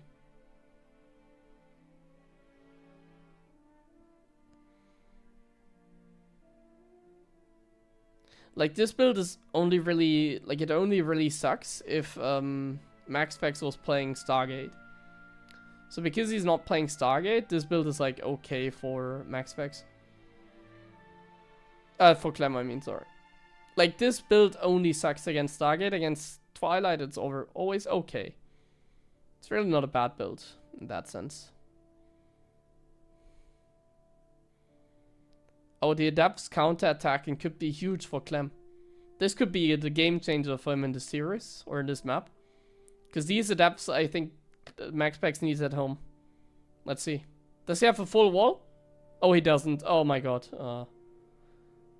If he had a full wall there somehow. He never saw the Hellion, so of course he doesn't. But yeah. 6. Oh, wow. Yeah, I think these two Adepts like counter-attacking was a mistake. It wouldn't have been a mistake if he saw the Hellions, maybe. But he needed those Adepts at home. Like, imagine if those Adepts were just standing in the wall. Like, blocking the Hellions. Or, like, in the main. Like, denying the drop. Like, the thing about this build is that, like, if you just have a wall, like, the Hellions can never get in, you know? So, like, this build can really fall apart real fast with a counterattack like that. So the Adept counterattack could have won him the game under perfect circumstances, but now it actually lost him the game.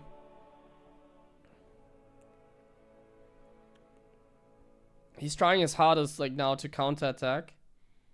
Could still work actually. This map seems hard against Stalkers because there's like so much space in the main base. Man, this map seems really annoying against Stalkers. Doesn't seem like you can cover a lot there. Like the toss can always like blink into your main for free.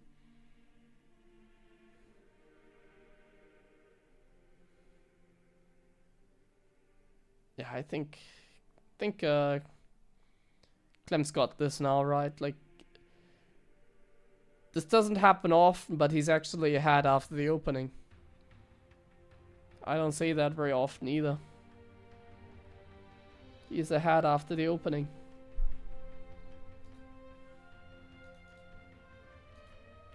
Insane.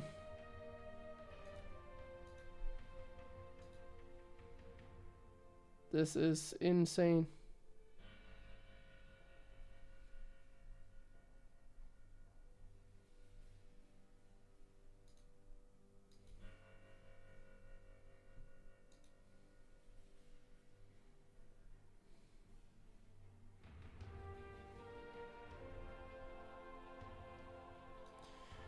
Okay, so I don't think there's much more to say about this game.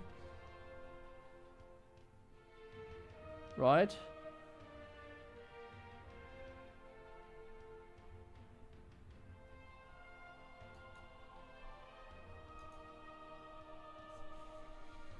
We have to hope for a blunder here for from Clem for Max Packs to win. But like this game is actually over.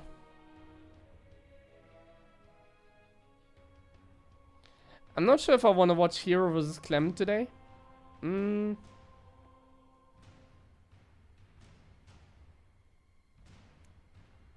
not sure. Let me think.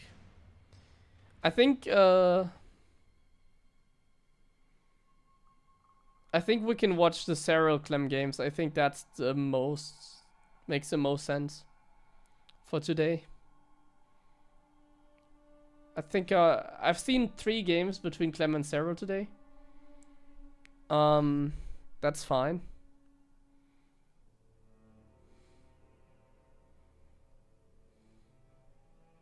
I've seen like 4 games between Clem and Hero today. Like I've seen like more than 50% of Clem Hero. So I feel like it's better for me to watch like Clem Seral because I've seen like significantly less of that series. See, Clem played Protoss in Euthermal's tournament.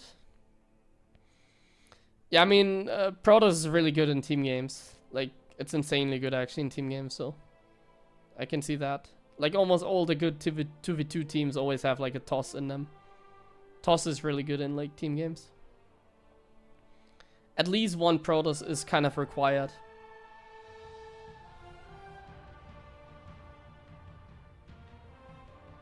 Like if you want to have like my 2v2 ranking, like this game is over, we can talk about my 2v2 ranking. I think when it comes to 2v2, the best composition is Terran Protoss. The second best, Protoss Zerg. The third best, what is the third best actually? I haven't thought about that. Terran Zerg, I guess, right? Has to be. Because I think like Protoss is like the fourth then. I think, yeah, Terran Zerg should be better than Protoss probably, I would assume. Okay, this series is over. 4-3 for Clem. Let me open the other VOD. And then the second worst is Zerg, and the worst 2v2 team I think is Terran. Like in terms of races. I think Terran is the worst 2v2 team composition. And Zerg as well, like they are legit like bad, you know. Protoss is the worst? No way, my friend. Like Protoss is definitely not as good as like the same race compositions are by far the worst. But like Protoss is like so much better than like Terran or like Zerg. So much better. So much better. Okay, we're back. Small break, and then I think we're gonna watch Clem vs. Seral.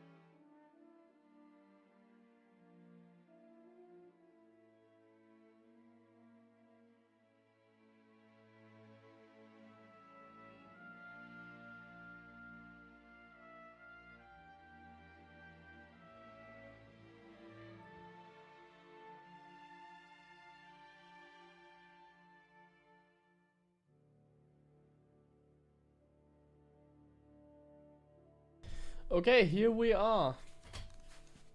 Yeah, let's watch Clem vs. Seral. I think that makes the most sense for today. So today will be only analysis stream. I'm not gonna play any games then. I'll play a tournament tomorrow. I'll play some warm-up games. Like, we're gonna have a big stream tomorrow, depending on how far I get into the tournament, I guess. I'll make sure that it's gonna be a consistent stream again tomorrow, or like a long stream again tomorrow. All right, let's see. Clem vs. Seral. I'm excited. I have seen like a couple of games there, but let's watch the rest. Here we go. Clem vs. Seral from today, in case you missed it. It's on PiG's channel or tournament from earlier today.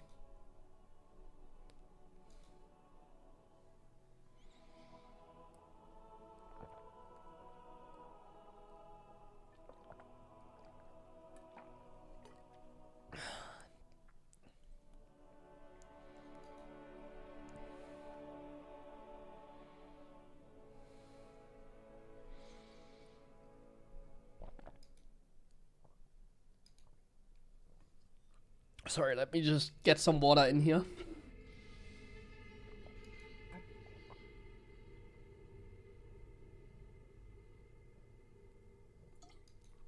Oh, okay. Sorry, I needed that.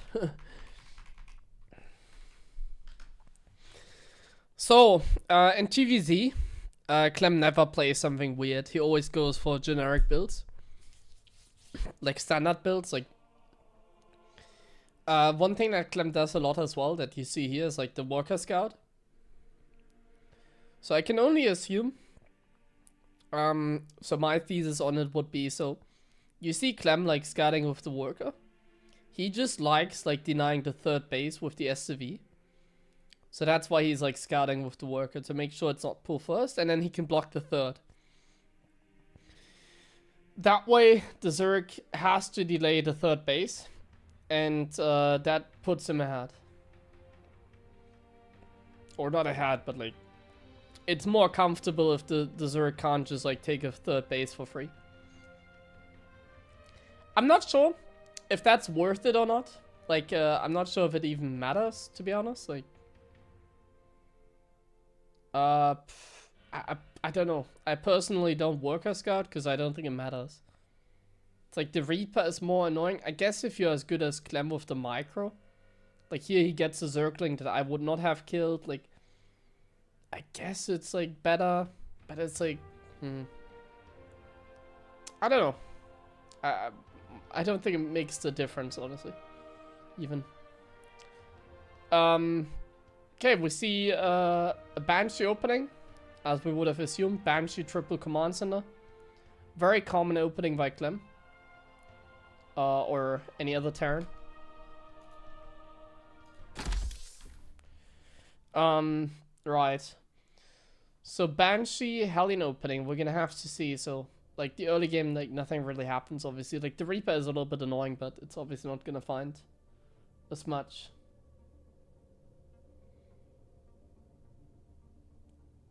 Can they call you bad? Well, I mean, Clem, like... Clem does it to block the third. Like, I mean, if you do it as well as Clem, then I guess it's not bad. But it's hard to say if it even makes a difference. But if you scout with the SCV, do it after the barracks. Don't do it before that.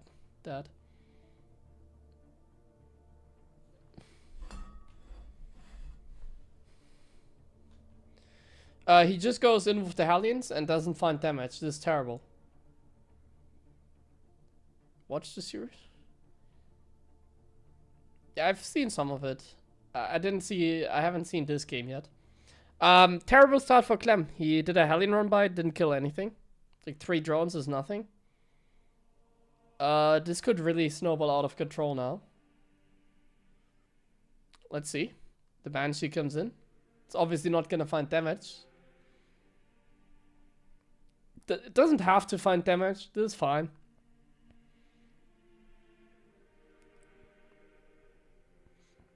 let's see what the next move is gonna be. Like, Clem definitely needs to do a little bit more.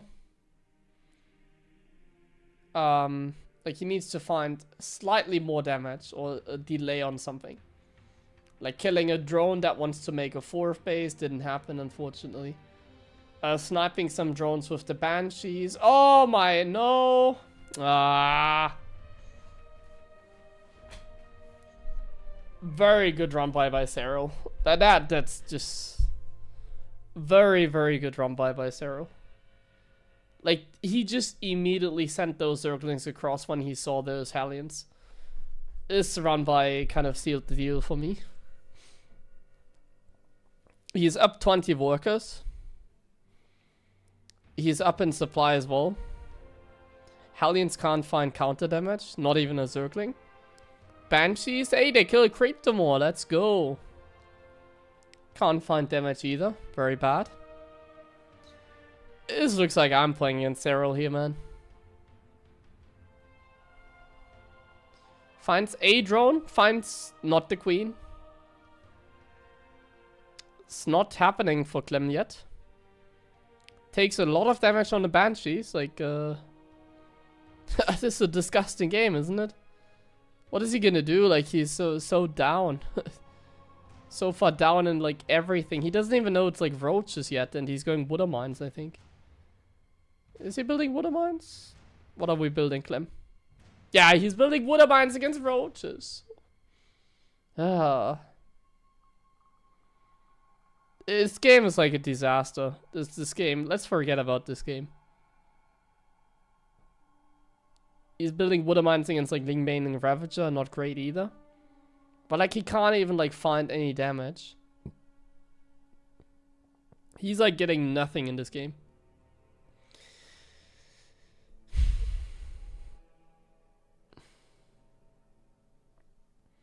Queen's too cheap and easy to mass? What do you mean? They got nerfed a lot already.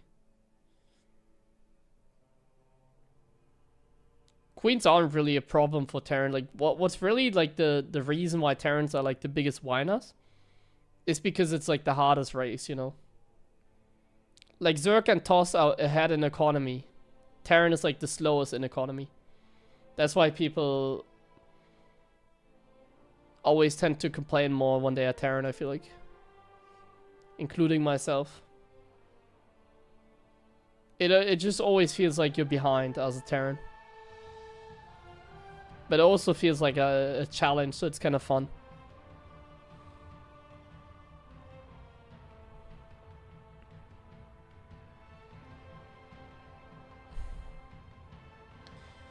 Yeah, I mean, this game is not really going anywhere for Clem. He's like making mass tanks because he thought like Seral could like potentially go for like a roach all-in maybe. But it's just like Lingbane and Ravager. Water mines are decent against everything that is not roaches. Like against roaches it really sucks because like he can't find damage. But against anything Lingbaning heavy it's usually, or not Lingbaning heavy, but anything that isn't roaches, it's always like decent. Especially for Clem. But you need to be active. You can't sit back with water mines, you need to be like really active.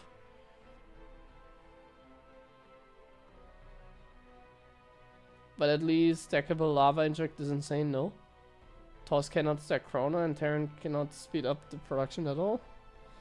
No, I think that's fine because like you don't like really lose any energy as long as you're not like I can also like drop mules when I have like 100 energy, you know. So you don't lose any mules when you have like too much energy. You only lose mules when you have like 200 energy on the orbital. But then you're like a really bad player if you like get 200 orbital. 200 energy on your orbital, you know. So what you're saying is kind of doesn't make any sense, I think. Inject like being stackable is actually it makes sense. It should be stackable. It just makes sense. Action Craven just makes sense for Zergs to be able to stack up energy, not energy, injects.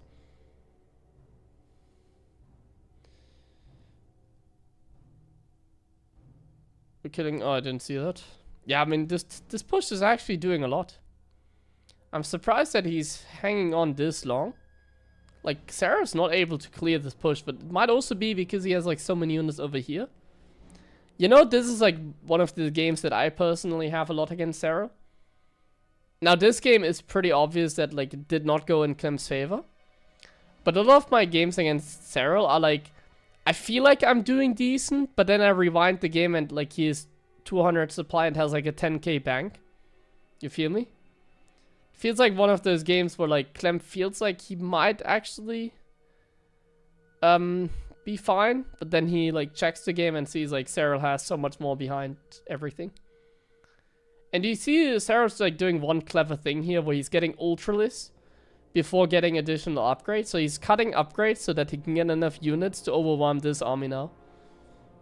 He should start his upgrades like afterwards though, like he definitely needs 3-3. But hey, this game is actually not bad for Clem, isn't it? This counterattack is bad, but never mind. He actually had enough here. This, as I say that, it is the worst game I've ever seen. Damn it. I cursed it here. It looked fine for a second, but no, it wasn't. This was exactly as I've said. Seral is just crushing this game. What about 203 orbiters? How bad am I then? Bad is a meaningless word. Bad means a lot. It could be Diamond League, it could be a Grandmaster, it could be Silver League. Bad is everything.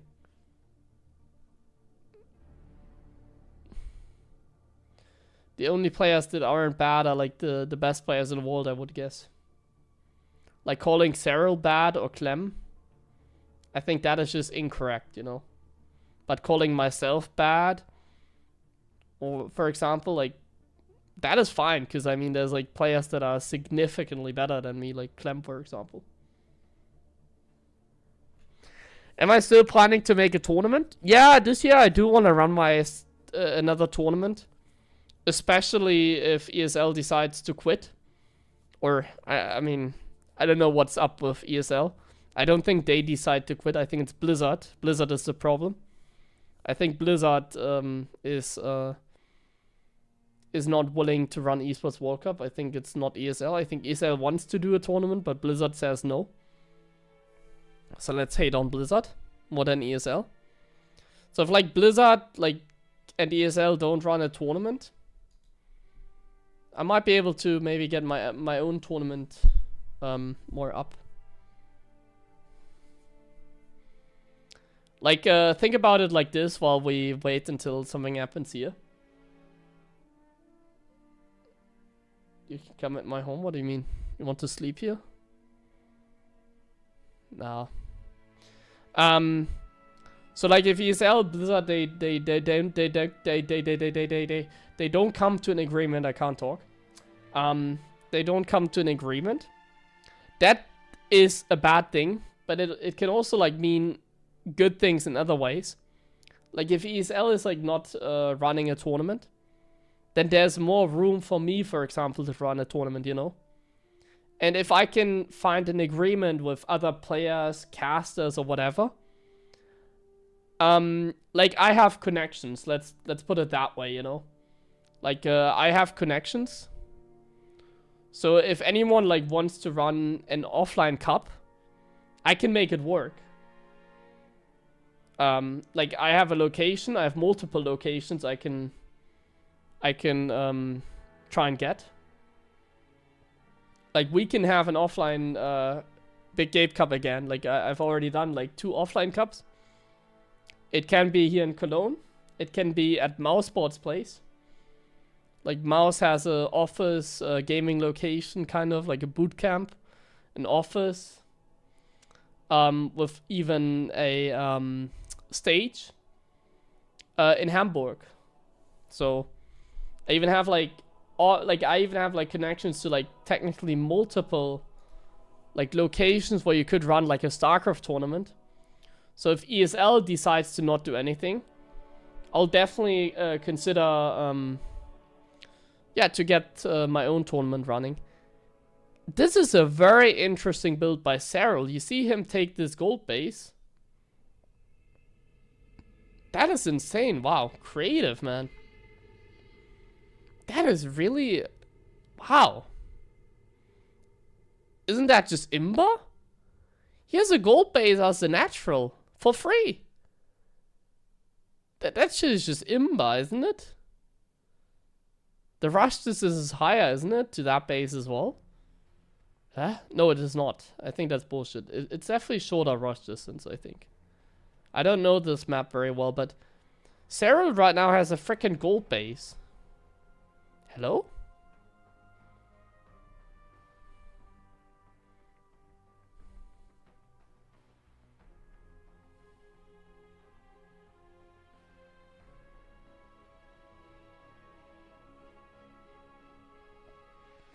I would like to run another tournament if there was like if it was profitable somewhat, you know. Like a lot of the tournaments I ran in the past, they were, especially the first one, I had like a big prize pool and whatever. They were like out of my own pockets kind of, you know. So they were like just sponsored by me. And I did like big minors, you know, like I just did it for the passion because I think it was fun to run offline StarCraft. And it totally worked out, it was fun, but I cannot run another like big game cup like that. Because I can't just put like $2,500 on my own pocket for like a 1 day offline event and not make money out of it. And I even had like other expenses as well, not just like the prize pool, but also other stuff. So I ended up like losing, let's say like 2,000 euro that event. I can't just like sponsor like a 2K event every year for free and not make anything out of it. I'll be happy if it's like plus minus 0. The Reapers really didn't accomplish anything here, man. This is a very interesting style by Seral because he's taking the next gold base. I think this map is fun, but I feel like this is just imba, isn't it? It's just imba. Like Seral has like another gold base now after the natural being a gold base. It's just like Clem can't win this game. It's impossible. He's like mining so much more, isn't he? There's 4 patches. It's 4 gold base patches. I can raise money. Like raising money through donations and stuff is really tricky with for me with like tax and stuff. It's really tricky.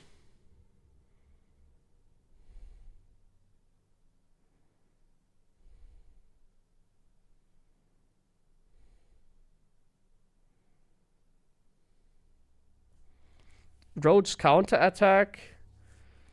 Clem does not have enough, it seems. This is like the weirdest game I've seen in a while. It's like 5 roaches now killing Clem. Man, like this just doesn't seem playable. I think this is not really the map that we like. Fun, creative playstyle here, but I don't know what to do against that. How's there? There must be a platform. Well, I can collect money, but then I also have to pay tax on it. Like, I can't just take money from people and then, like, not pay tax on it. It's tricky. It's also tricky if I say, like, oh yeah, I spent, like, 2,000 euro on a tournament that's tax expense, because, like, it's tricky. Let's not talk about tax again. It's tricky.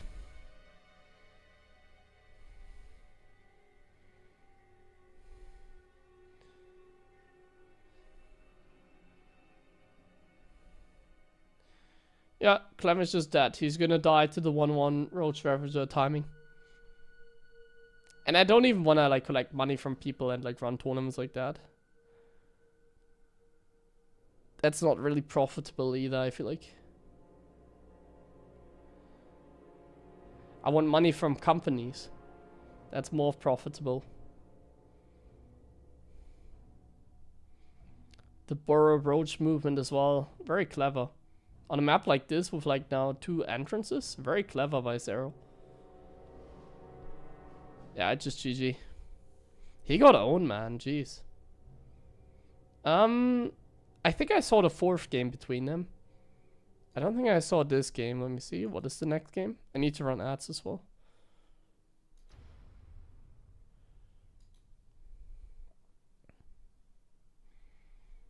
What's happening here?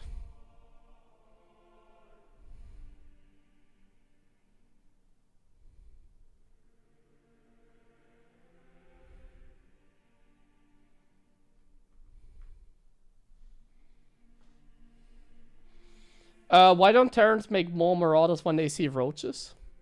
Marines are actually better against roaches than Marauders, I think. Because it could also be like Link Baneling and then Marauders kind of suck. But it's more like a money thing. And like the early mid game, you don't have enough gas to afford many Marauders, so. It's always the same concept. You want to spam Marines first, and then later on 4 bases, you start adding Marauders. The Koreans still, yeah, I mean, the Koreans are still playing. The Korean scene in StarCraft is never, like, StarCraft 2 is, like, pretty dead. It has always been like that for, like, the last couple of years. Like, the last 5 years, even. The first place for money, I think it was 2.4k for the first place.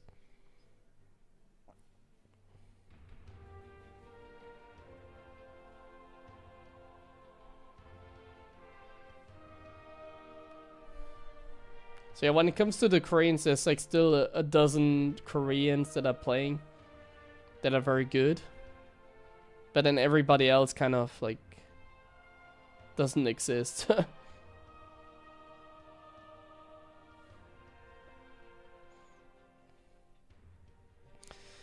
Alright, Reaper and SV Scout again. And he's gonna block the 3rd base. You see that SV patrol there, if like a drone was coming out, he would just see where the drone goes and then just block the base.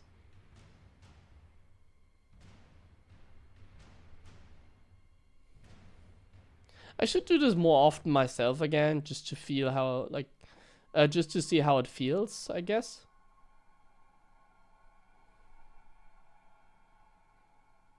I haven't done this in a long time, especially on this map pool. I really don't know if like scouting like this and blocking the 3rd is like worth more than just not scouting at all. I don't really know. Good grenade on that queen. Very bouncy, that queen. And now he's just delaying the 3rd as much as he can. Yeah, honestly, I really don't think it makes a difference blocking the 3rd like that or not blocking it. It really doesn't seem to make a difference. Oh, nice, the circling. 2 circlings, maybe even. Yeah, 2 circlings. Nice, nice, nice.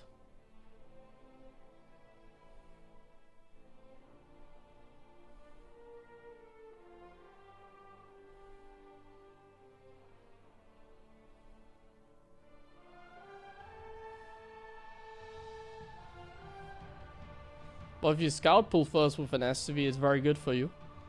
You can always get a little bit ahead in the game.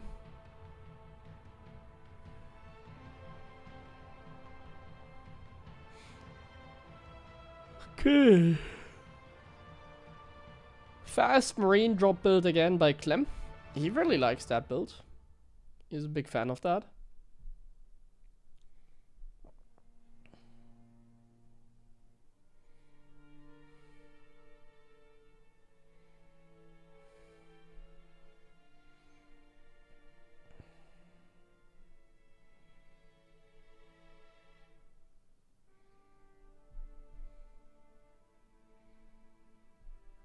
I mean, the opening in TVZ is always kind of like not much to talk about. Because it's always kind of the same. Nice pick over on that creep to more. I think that's always insanely good. With a build where you don't get many Hellions. To get a pick off like that. And now we finally get to see something interesting. And that is the fact that Clem is making more Hellions. And he's only building a single medevac. So what he's gonna do is, he's going to push on the map with the Marines. And he's going for a Hellbat timing. Nice, nice, nice. Picks up the Hellion so that Seral doesn't see. Nice, nice, nice. I like this build. He is up against the Roach build, but I don't think that's a bad thing. Like, the Roaches are late. It's only 5 as well. Herbert's already being morphed. Short rush distance map. Very enjoyable build by Clem. Gets himself not a lot of damage so far. But what he does is force Seral to panic a little bit. And you have to also remember, this was worst case for Clem. And he still comes out fine here. That has to do with like how good Clem is as well. The one thing why Clem and Seral, like one of the reasons why they're the best players in the world, is very simple. They have a transition to everything. So when I, for example, do some of these halberd pushes or whatever, a lot of times either I get tunnel visioned or I can't keep up with my own macro. And I end up like making more Hellions. Where's Clem? Clem is making a clear transition. Like, he's going for a halberd timing, but then the moment he sees Roaches, with perfect macro, he immediately goes into tanks and has the next step, like the transition ready. Now this is, he sees the push, and this could be really dangerous, because there's an Overseer. He can snipe that tank. Luckily the Overseer was not there yet, and now all the Marines are here. And the halberds as well. Nice halberd flank over there. It seems like Clem is just holding on. As long as the worker count is still even, it should be fine. He's down 30 supply. He's below 100 supply. That kind of sucks. But he's killing Ravagers with some nice micro. He can pick up. Go back. And it seems like he's okay. I wouldn't say he's fine. He's 8-rexing. Never mind, he's fine. He's 8-rexing. It's perfect. Just 8-rex by Clem. He has so much production. He's going to be maxed in like a second. This is like so good for Clem. Seral legit needs to kill him. If Seral doesn't kill him here, it's over.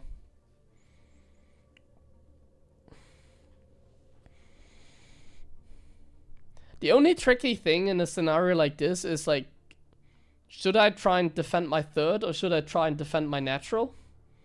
And I guess the only real answer is like, if I can take my third. If it feels like I can never take my third, I just don't take it. So like Clem is barely hanging on 2 bases for a long time. So he's just defending 2 bases. But now he broke the push and now he's taking the third. So immediately he makes the transition to the third. Because it's required. Like Seral is also on 3 bases. So Clem needs to be on 3 bases. And he even sends a drop on the map. But this game is super over. Like, a game cannot be as over as this one. Like, I don't want to curse this game. But this type of game, even like people from my chat would win.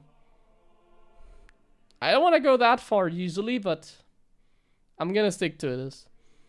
Even some people here in this chat could win this game. And that says a lot.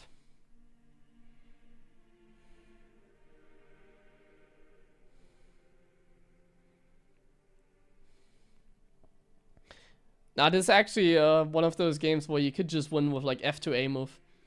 Like here you really just have to make a lot of units. Like the setup is ready. Like Clem has 2-2, he has all the production, he has the economy. Just need to make enough units and literally just A-move them across the map. Like you don't even have to micro them. You just have to stim A-move. And siege, I guess. Even against Banelings soon, like you don't have to micro because you just have so much more.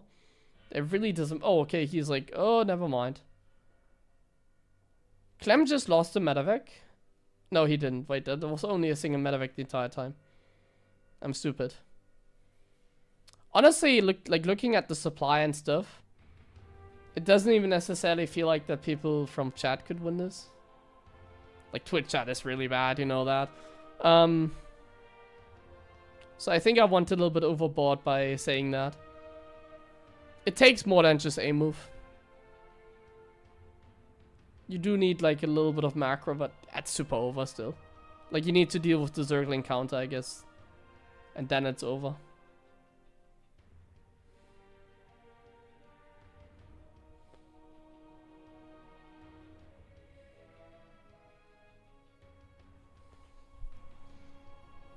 This? Yeah, I mean, I'm just joking.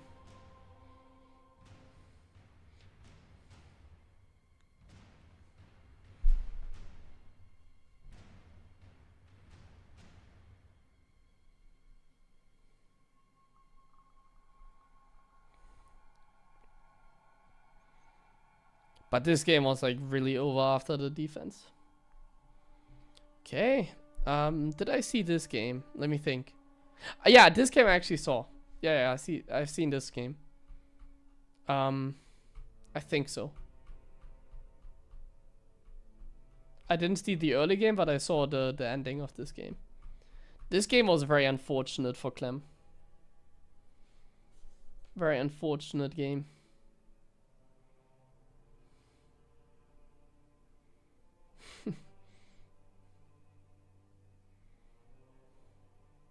I mean, there's a reason why NA players kind of suck.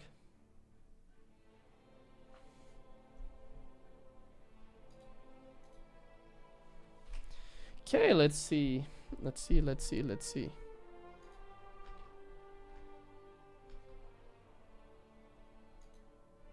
Oh my, I just see that like my camera is kind of in front of Seral there.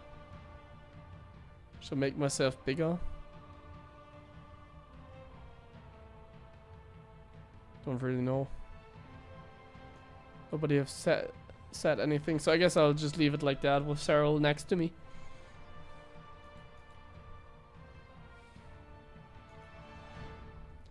In case you wonder why I don't have sound, by the way, obviously I'm watching this from PiG's stream and he's like commentating the game, so if I turn on the sound you would hear him talk the entire time.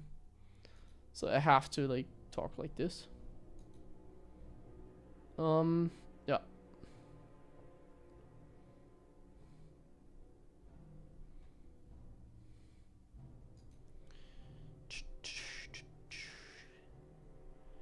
Let's see what's gonna happen in this game. We see a very standard opening so far.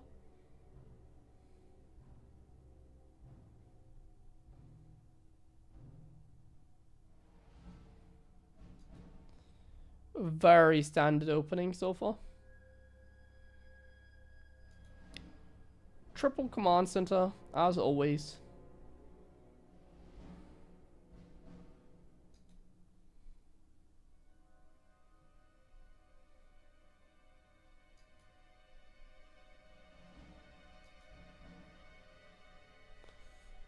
As always.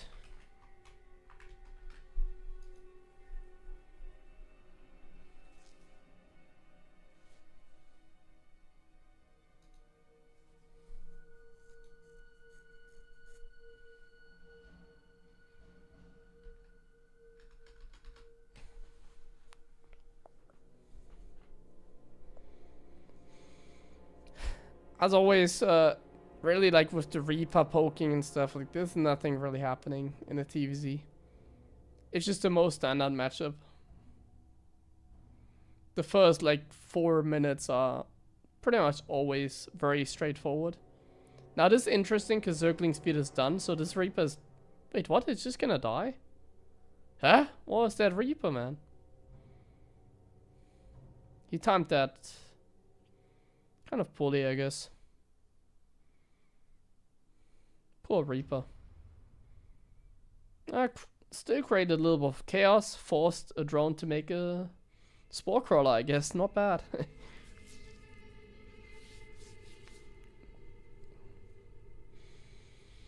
And now we're gonna see the poking. We're gonna see the Banshee. It's kind of always the same with like Clem playing. I saw one more clever technique that Clem utilized. Like, I saw 2 games of this series. It was this game and I think the next one I saw as well. There was one clever build order adjustment he made in one of the games.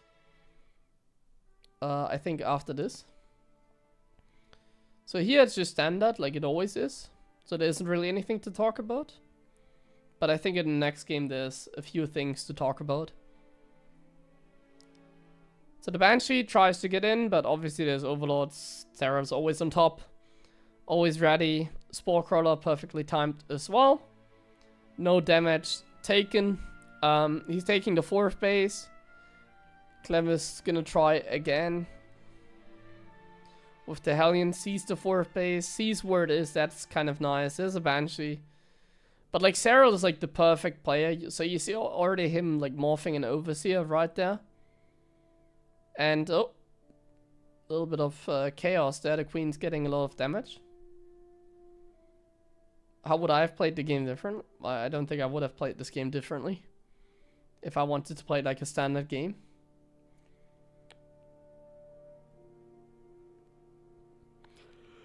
Like, so far this game, I think would have looked very similar if I was playing it, you know? Like, this looks like one of my games against Seral. And I have to say, this looks terrible for Clem. Like, I would already feel like bad here. I always feel bad playing against Seral. Clem usually finds extra damage, but he didn't find any extra damage this game. So, I would just feel bad because of the map, I guess. Like, this map seems very open and very large, so I don't like it.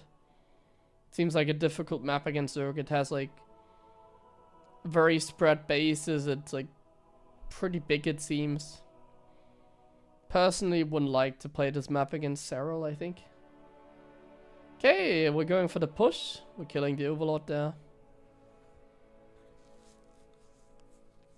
No, you don't have to find damage early on, but if you don't find any damage, it can really go poorly. Like, the Zerg is just gonna overwhelm you. Like, either you find damage and you can play a normal game, or you don't find damage and usually it turns into like a turtle game, you know? It's like, if you don't find damage as a turn, usually the last resort is like turtling. And, oh, I actually missed that. Seral's going Mutalisk. Loses 3 of them here against the Marines. Some good targeting by Clem, but not perfect. You see, like, 2 are damaged as well. Loses another tank. Yeah, this is not good for Clem. The Halberds were a good technique. Like, the Halberds that he sent... Oh, yeah, these Hellions are really good. He denied the 5th base. And he's killing 12 drones. This was actually really good. Like, these Hellions, they saved Clem's game here. These Hellions really did everything. Oh, they even killed the base. They even killed them. So here, this is what I was talking about. Like, he found damage. Now, Seral also found damage. The question is, like, who is ahead? The worker count, bad for Clem. Like, Seral's just ahead in economy. Upgrades, really good for Clem. He's ahead, like, 1 set of upgrades, but that's normal against mutas. So, oh, he's... that was close. Oh, wow. He's getting Mutalisk kills. So, like, he found some really, really good damage in the end. Oh, the Banshees. Oops. Like, he did find something. And, like, now, the game, I feel like, is much more playable than it was at the start. Like, you need to find damage against Zerg. He didn't find any damage early on. He found damage now. With the push, with the chaos, with the Hellions in particular. The Hellions really paid for themselves. And now I would even say, like, Clem is in a good position. Like, Clem is at least even in the game. And if you're even as a Terran, you're really happy. But now this happens. There's a huge Zergling run by. And this is one of those moments where if you don't have enough, you're just gonna die. Like, you can't, like, warp in like Protoss does. You can't recall as a Terran. Your units are slow if they're not stimmed all the time. You cannot, like, make, like, 100 Zerglings at once. Like, this is a base trade scenario, but it doesn't make any sense to base trade because you're like pure marine against like mass banelings. And now the mutas are like the best unit in the game here, actually, because they can just camp the production. Terran problems, I call this. This game sums up why people complain as a Terran, I feel like. It's like, if one thing goes like a little bit poorly, you don't have enough units against the run by, this is how the game looks. This is really frustrating. This is why I like to call Terran sometimes the shit race, because I have to deal with this kind of stuff as a Terran. It's like, you always get run by, and then there's like one run by where you have like 10 Marines. Well, like you're missing like a bunker, you don't have 10 Marines at home, and then you lose everything. Good run by Seral. The mutas, good play. Yeah, this was really one mistake and all over. Really unfortunate. Yeah. Like in one way it's good, because obviously if you play perfect, Terran always wins, but then you don't play perfect, and like everything, like you make like such a, not even mistake, like it's just like unlucky sometimes as well, you know, like this was maybe even just unlucky. Like you're a little bit unlucky once, and it's like, this is how it goes. This is what I call frustration, or unlucky. Tough life. I personally struggle a lot with this. This is why I'm whining here. Even though I'm just watching a series, I'm still whining. I always have to whine.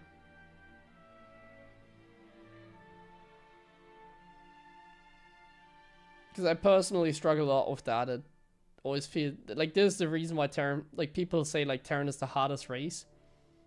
Because this is kind of the case at like a lot of levels as well. Even a diamond player can lose like that very easily. But then again, like a diamond Zerg can lose to like a Hellion run by very easily as well. So you have to be realistic.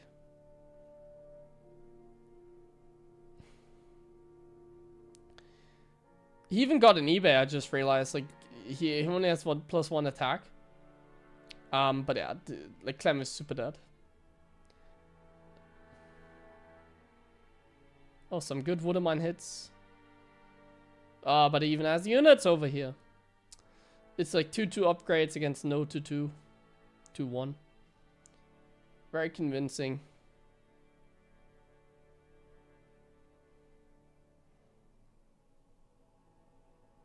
So in case you wonder why it's like so difficult. Like Terran is like the hardest race when it comes to map control, I feel like.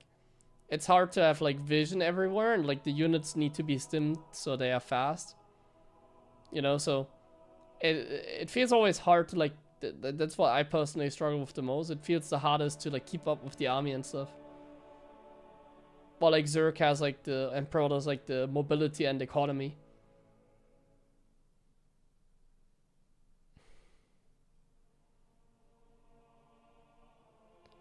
I wonder how I would do if I was working more with the economy and the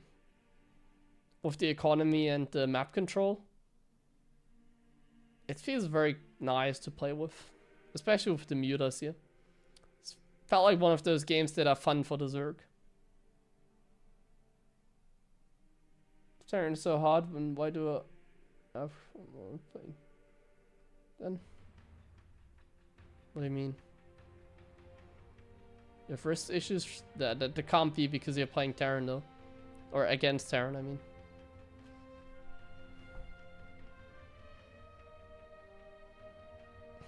Okay, next game.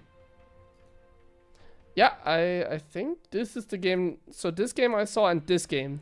Now this game was actually very clever. This game was extremely clever. So,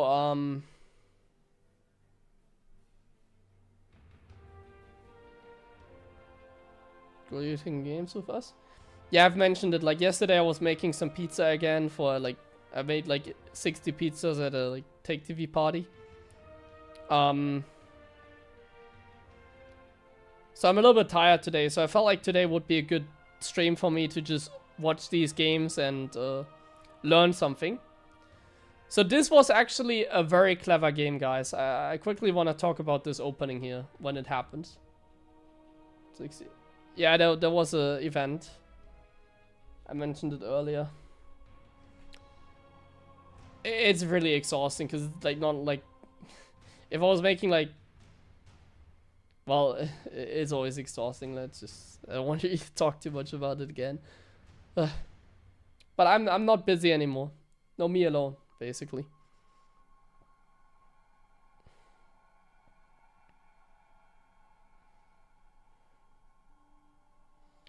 Some friends came to the party and helped as well, but that's about it. Like I prepared everything, the pizza dough, most of the cutting stuff, preparation, all of the preparation basically.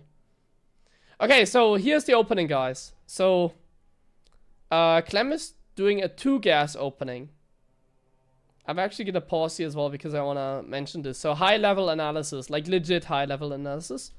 So like here I wanna pause quickly. Look at this overlord position. So this overlord can scout the natural ramp. And this overlord, Clem knows it's here because he poked with that overlord earlier in the game, I think. I think Clem saw this overlord. That is important as well. So very clever opening here. Because, oh actually wait, we missed it already. Look at this supply depot that Clem is making. So look at this supply depot here in the bottom. Oh, it's not really in the camera.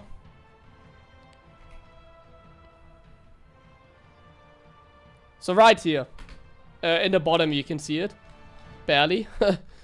So this supply depot that Clem is making at the bottom. So high level terrain analysis. So Clem is doing a 2-gas opening. If you play a 2-gas opening, you need an extra supply depot faster. Because if you do a triple CC build, the command center is your 3rd supply depot. Like the moment that the command center finishes, you have the supply from it. And you don't need to make a 3rd depot so fast. But if you play 2 base, you need to make a depot faster. So this is the depot that he has to make faster. And he doesn't put it in the wall. He does not put the supply depot into the wall. Because the overlord on that pillar, this overlord, he's gonna show it now. This overlord would scout it. So if this overlord, so what is this overlord scouting? The overlord is scouting the ramp of the natural right here. It's scouting the ramp of the natural. And if Seral saw the supply depot on the ramp, which normally you would make it on the ramp against Zerg. Normally you make all the supply depots on the ramp. If Seral saw this supply depot on the ramp, he would know that it's a 2-base build. But because he doesn't see a supply depot, he's first gonna assume it's like 3-base. He just thinks this is like normal. He doesn't see a depot there. He thinks it's normal. So at this point, Seral still thinks it's like a standard opening. Standard triple CC again. Well, in fact, it's like a Hellbat push, as you can see. So Hellbat push.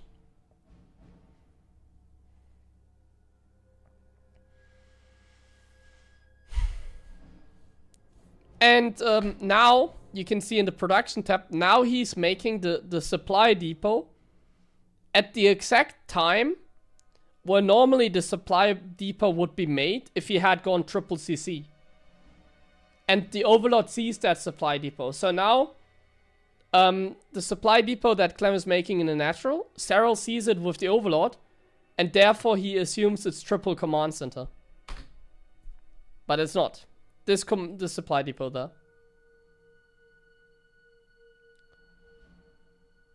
So now that Seral has confirmed it's like triple command center, he flies in with the overlord to see what kind of triple command center it is. But now it's too late. The medevac is already out. And Seral has played like greedy basically. Like Seral has played really greedy. He still thinks about triple CC, I believe. And you can see, like, he thinks about triple CC. I'm not sure why he split the queens, but, like, this is what you do against triple CC. I don't know why he split the queens, but either way, he saw the medevac, but still split the queens. Clem gets the jump on one queen, and now the game is over. Like, Seral over-droned. He even made more drones. Like, he actually thought, like, even after... Did he, like, not see the medevac?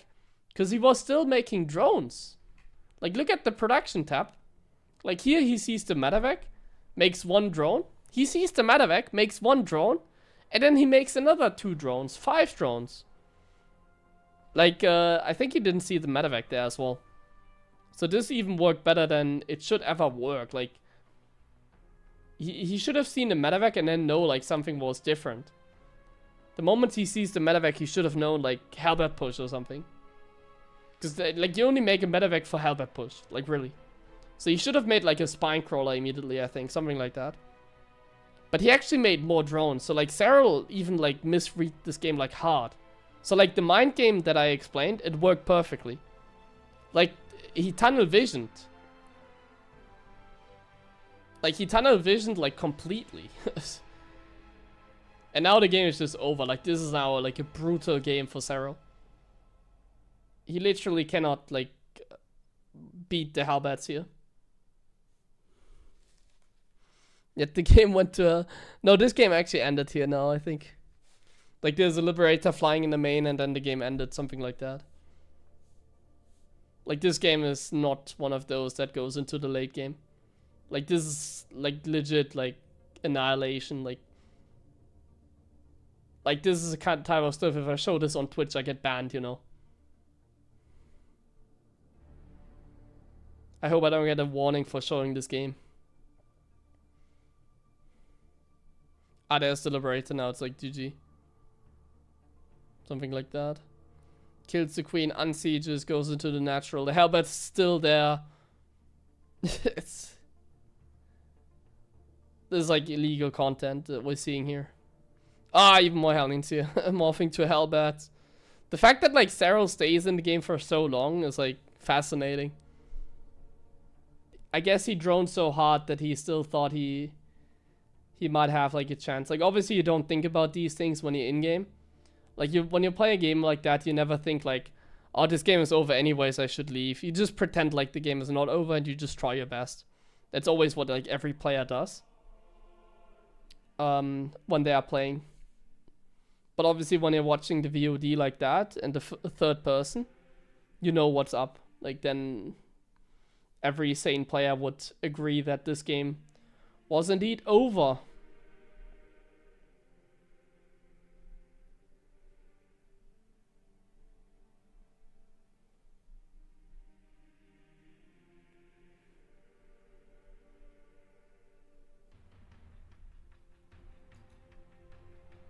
Yeah, we'll play in tomorrow's weekly. I'm watching this to, like, study a little bit and learn a little bit to get better again. Oh wait, I need to run ads, by the way.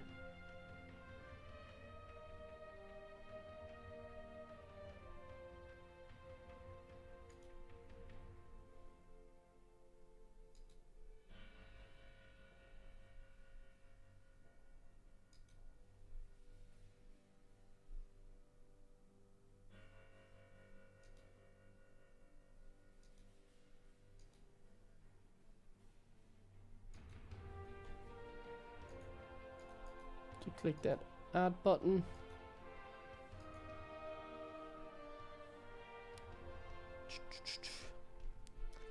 Yeah, here I stopped watching here as well. I didn't see that game.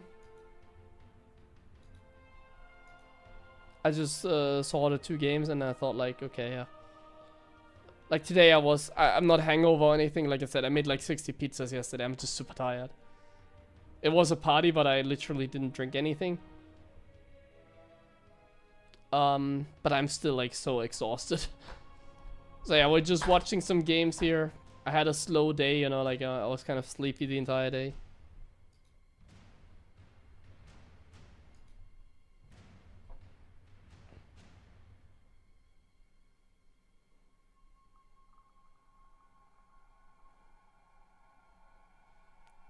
Let's see, let's see.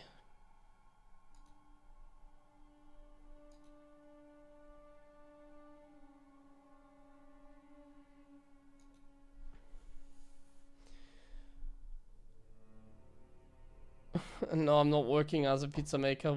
There's sometimes events at Take TV's place who are running also the home store cover in case you don't know what's Take TV.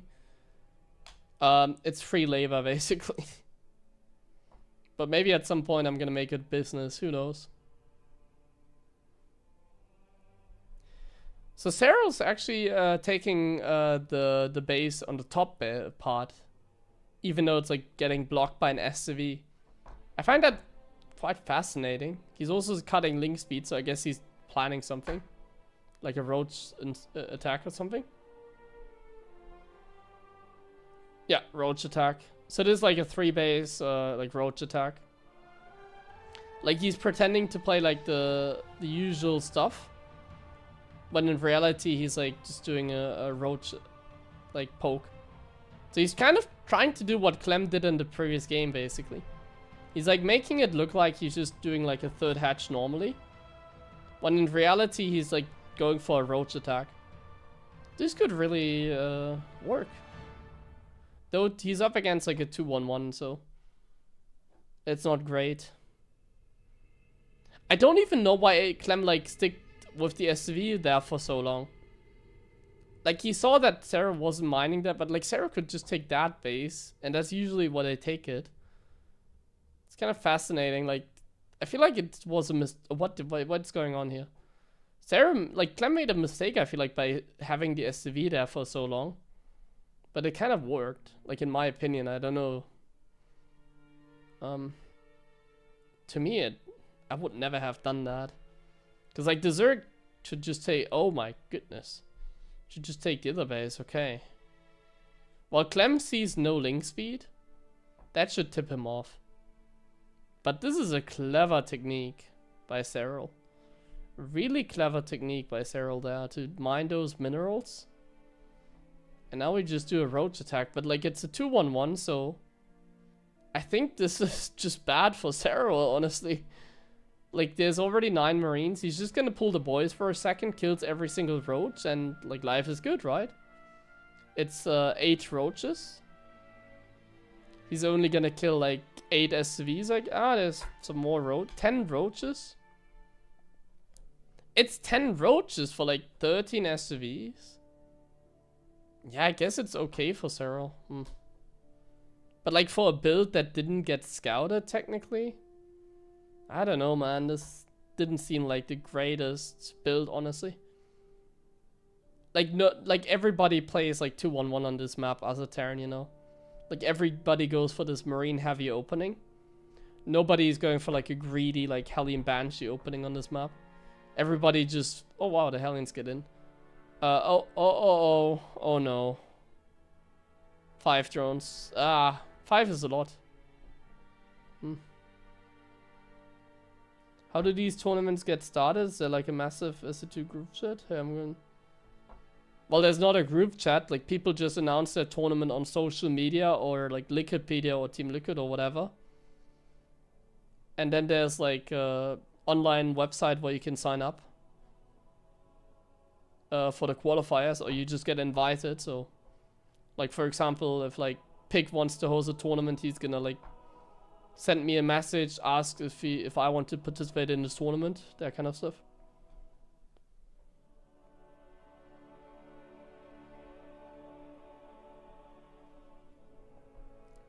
Targeted the SCVs, not the mules. I think the roaches target the SCVs automatically because the mule does not attack. So the mule gets ignored.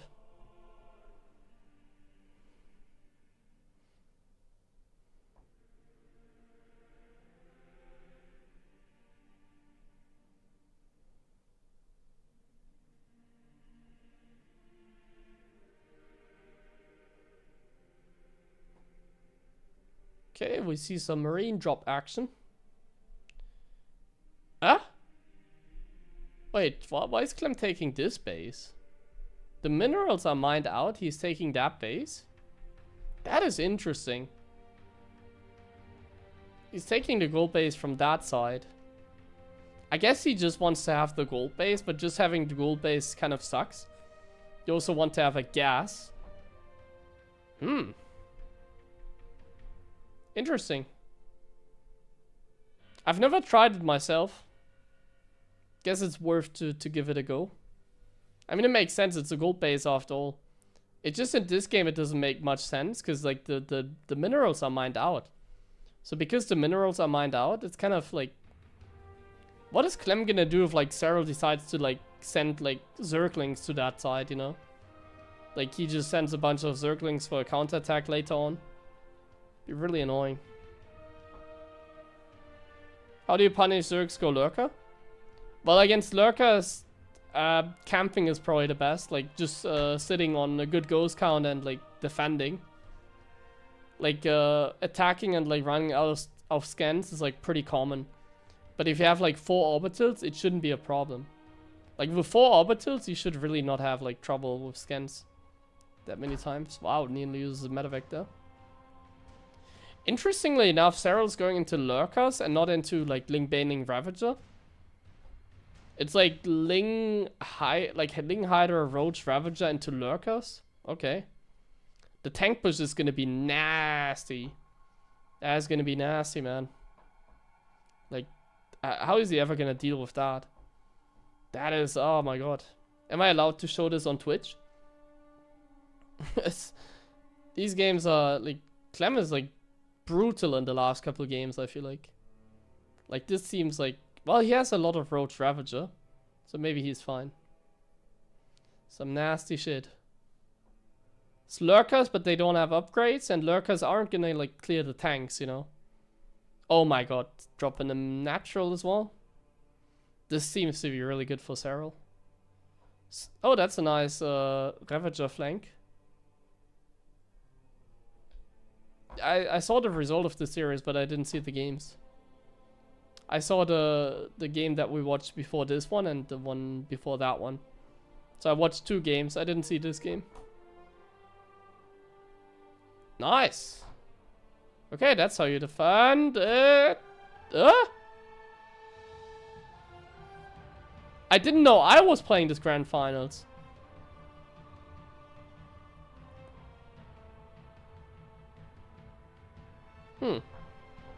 Well, that sucks. I guess Clem didn't want to win. That was a bad misclick.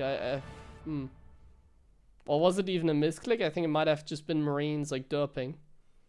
And he just didn't pay attention in that moment. Like this kind of stuff happens when you're like doing something else at the same time. And then imagine you making a misclick and it takes you like an extra second to like manage whatever you were doing like in that moment. And then that extra seconds like means that you lose all the Marines over there because it was exactly at that time. It was probably one of those moments. It really looked like one of my techniques. Derping units into the other guy. Hey, but he's still in an okay position, funnily enough. For a second I thought like GG, but he's actually still in a decent spot. Like the transition is still going. It doesn't seem like Seral's gonna be able to like break him.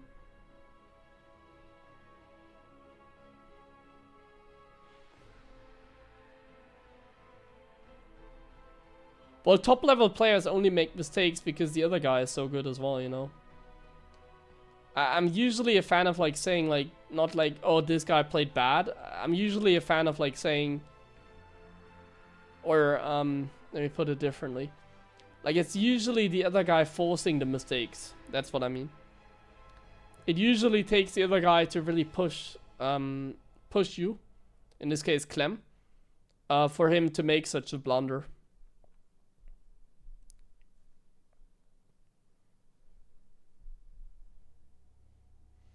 So an interesting game. So we're going into Ghost. So these are kind of thing that I'm like taking note here. So we're going into Ghost. We're going into a second starport and a fusion core, I think. What's the fusion core? He's going second starport but no fusion core. I find that a little weird. That's annoying. No, the drop. The drop, the drop. Ouch, Queens. A Tempest.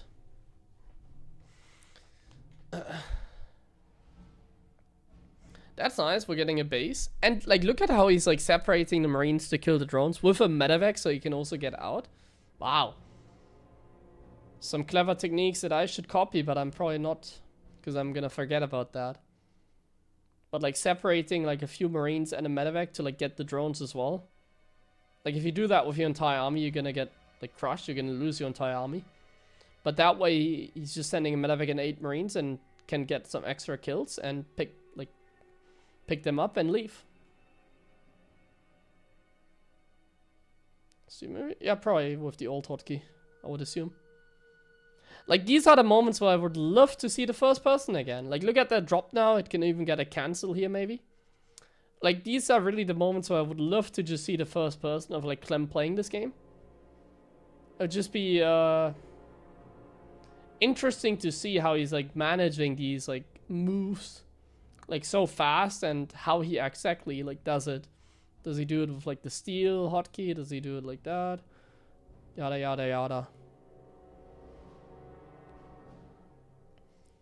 Very competitive game still. The lurkers here are like super annoying. There's a knight is going up in the main, but Clem saw it already. Always need to be so careful against the lurkers. But there's only like 3 mineral patches, so it didn't really matter in the end. It was fine. To lose some mining time there didn't matter, I mean. Clem is 200 supply. He's getting bonus command center. Oh no. Oh no. Okay, he loses the command center. Oh, planetary. That's good for Seral. But now the question is, does he have enough units over here actually? And doesn't seem like it. There's a very good concave by Clem, and these lurkers also not doing anything. Oh my god. Ah, that was painful. That was not good for Seral in the end. Kills the tank there, maybe. Ah, the production is still going. It might be fine for Seral. Like, he still has a lot of production at home. Does he have enough units in that moment, or did he like mess up the macro? Feels like he should have had more units. Is that enough? Such a close game. Such a close game. Like, Seral has some good income right now. He's up a base. He just doesn't have much creep spread. I guess that's gonna be the reason he struggles here. Like, if he had creep spread, this would be fine, but I don't know if that's like... Oh my god, that was terrible. Yeah, okay, he's dead. Somehow he has like no units as well. He has... Ah, wow, okay, there's like so many lurkers here. Ah, that was too many. Ah, he messed up. He had too many lurkers on the other side of the map and then got overwhelmed. Like, if you look at the unit loss tab, it's crazy in Clem's favor. He always manages to do that, to have like these insane unit loss tabs. I wonder if like they're gonna show them now, but like the units loss tab should be absolutely crazy here. Like, Clem should just have like way better efficiency, like way better, not double, but like still like insane trades. I feel like the one fight there where he move commanded the Marines, but that was about it. Every other trade was actually by far in like Clem's favor, it felt like.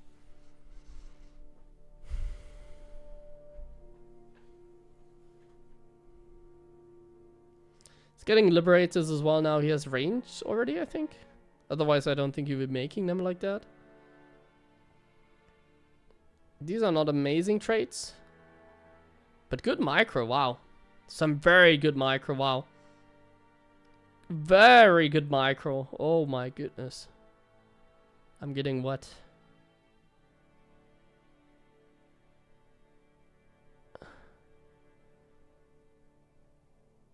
So easy to mess it up.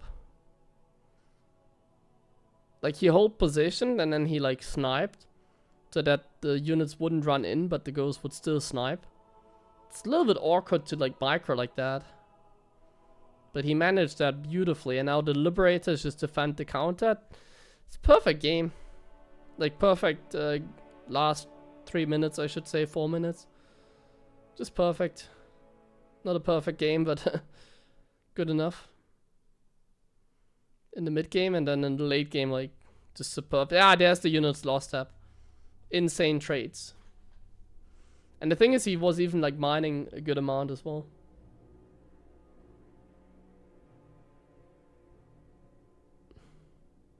Like the units lost trade tab looks good, and he was also out mining Seral for some of the game, I feel like.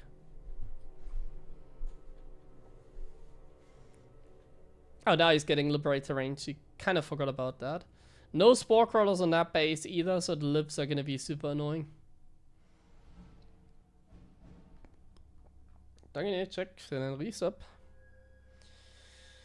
Alright, when is Seral going to tap out? Well, he's not that yet, but looks pretty bad. Like, I think if I was playing this game from Clem's position, I would also win the game, so I think it's over.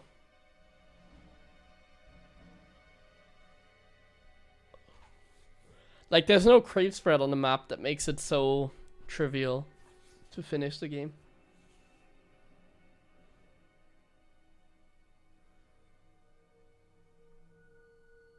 Army value is also in Clem's favor by a lot. Like, he has more Liberators than Seral has Hydras. That's usually a bad sign.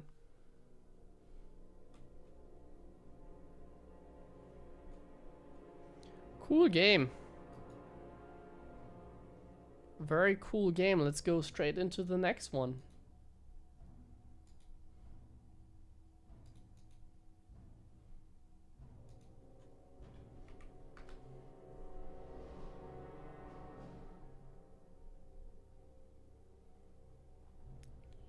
Straight into the next game here.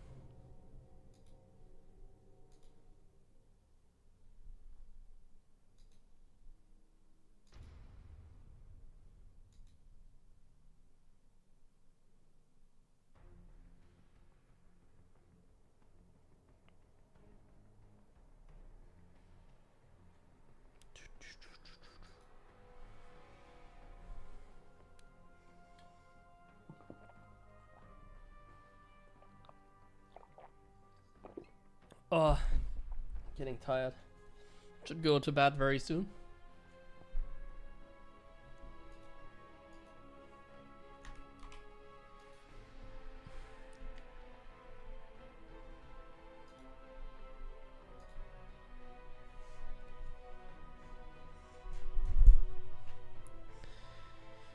Once again, we're blocking the third base with the SCV. I'm thinking, did I see this game? No, I didn't see this game actually, no. Okay. I'm confusing this.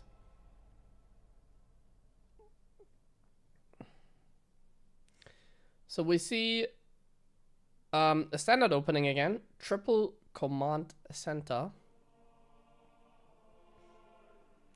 I think on this map, it makes the most sense to block the third base.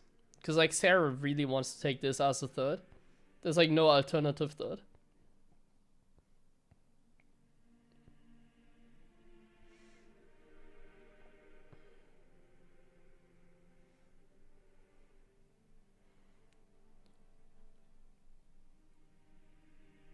He's being annoying. Once again, we have to focus on, like, the early game damage. I mean, usually in a TVZ, there's not much happening in the early game. Really want to focus on the early damage that Clem can find. Like, if Terran does not find early damage, they are usually behind. That's how it goes. Unless they are just better. But if, like, two equal players go up against each other, Terran needs to find damage. Even at a lower level game, I think, even then, Terran needs to find damage.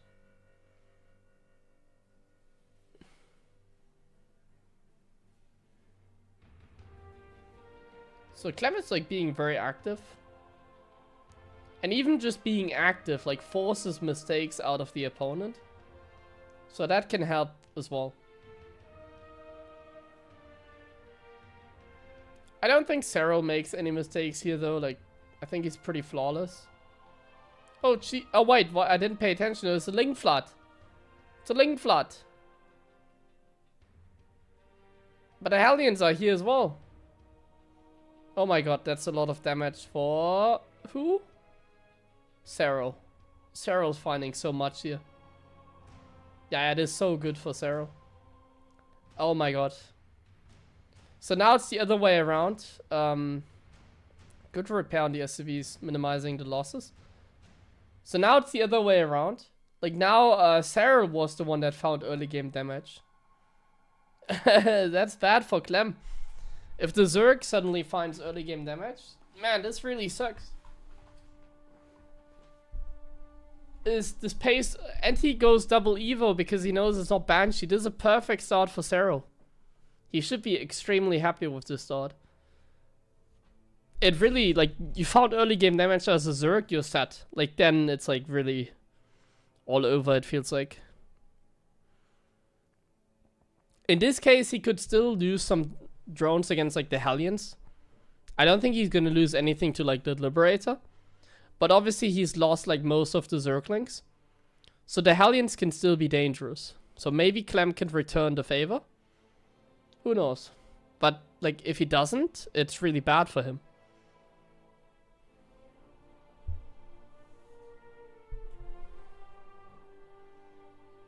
At least the game is weird. Like after a start like this, if the game becomes sort of weird, I would say weird games are always good for Terran. Like Terran is the weird race. I think they benefit the most from a game becoming like weird. Like in this case, like a run by like that, chaos, you know, that's what weird is all about. It's just that if you take damage and you're behind, it's like, doesn't matter if it's a weird game. You're still behind, so then it doesn't count. So I do wonder what he's gonna plan on doing.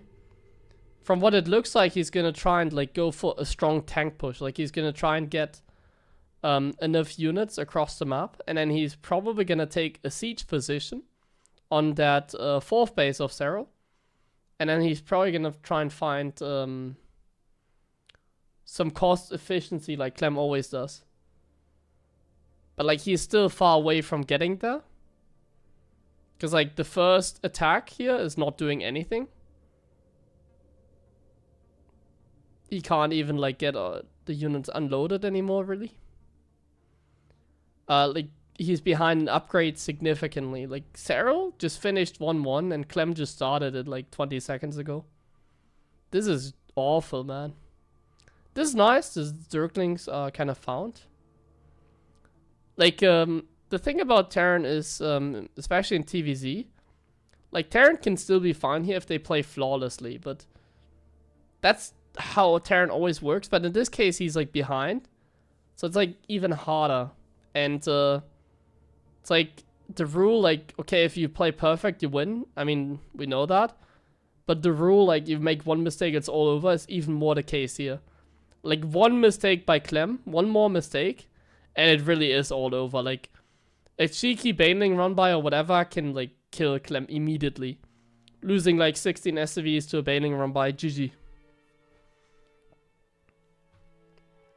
From what it looks like, he's just doing, like, the Maru approach, which is just camping. It's kind of what it seems like, the Maru approach. Not necessarily because he's getting Widow Mines, but, like, a little bit of a mix, you know. I think he's gonna camp, but he's also gonna, like, be active. That's what it seems like. So he's, like, dropping here, dropping there. He's getting Widow Mines to go on the map for map control. But I'm pretty sure he's gonna make a transition into the late game.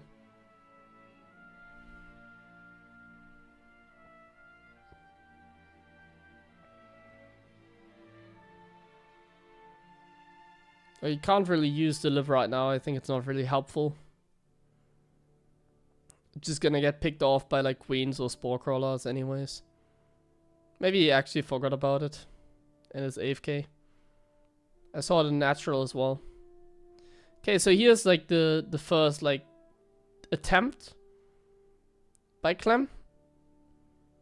Like he's actually just trying to play a perfect game from behind. It's gonna be really tough though. Like he can just get crushed so easily over here. Let's see. Like if this position gets crushed, he's like so dead. But he has to do something, I guess. It's just if you're like this active as Clem here. Like, this is what I'm talking about. If, like, it's so easy to make a mistake. And like I said, one more misstep and it's like all over. Okay, he's at least trading, but I think it's not really good enough. So I guess we have to go into camping. We're losing Marines here, not good. But his macro, if you pay attention to his macro, it's going well.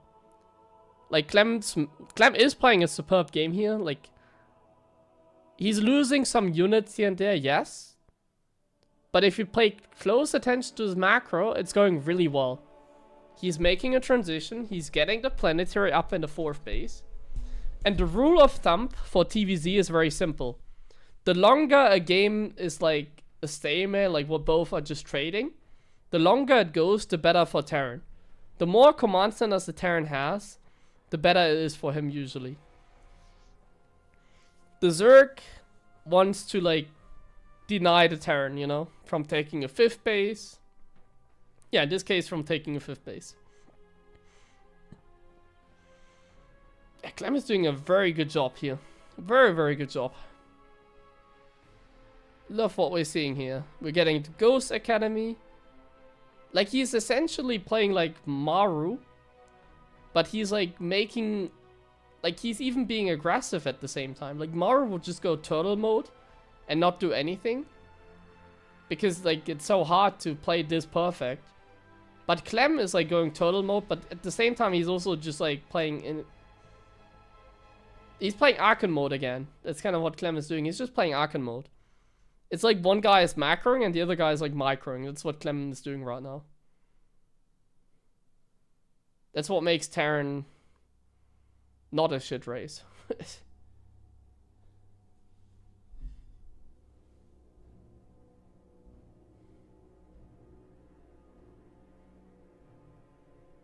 Like, look at that multitasking despite being behind the entire game. Like, he's working with like such little things.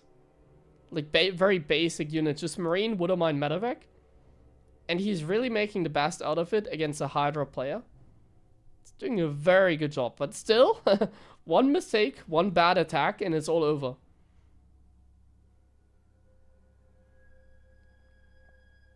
Like with one bad attack, I mean like one attack from Seral that is dealing a lot of damage.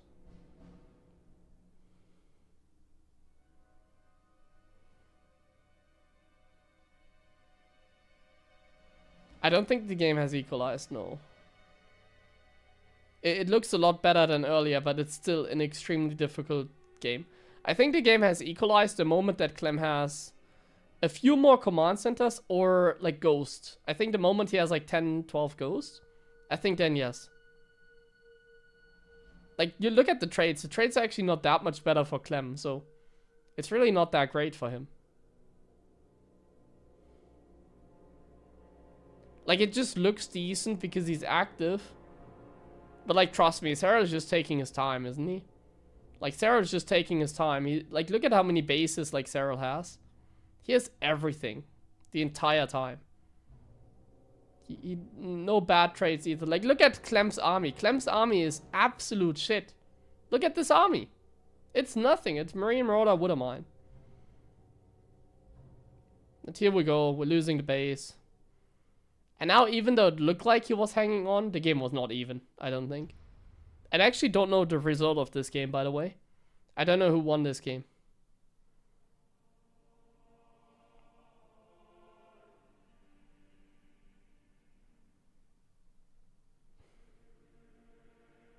Like, now it's terrible, obviously.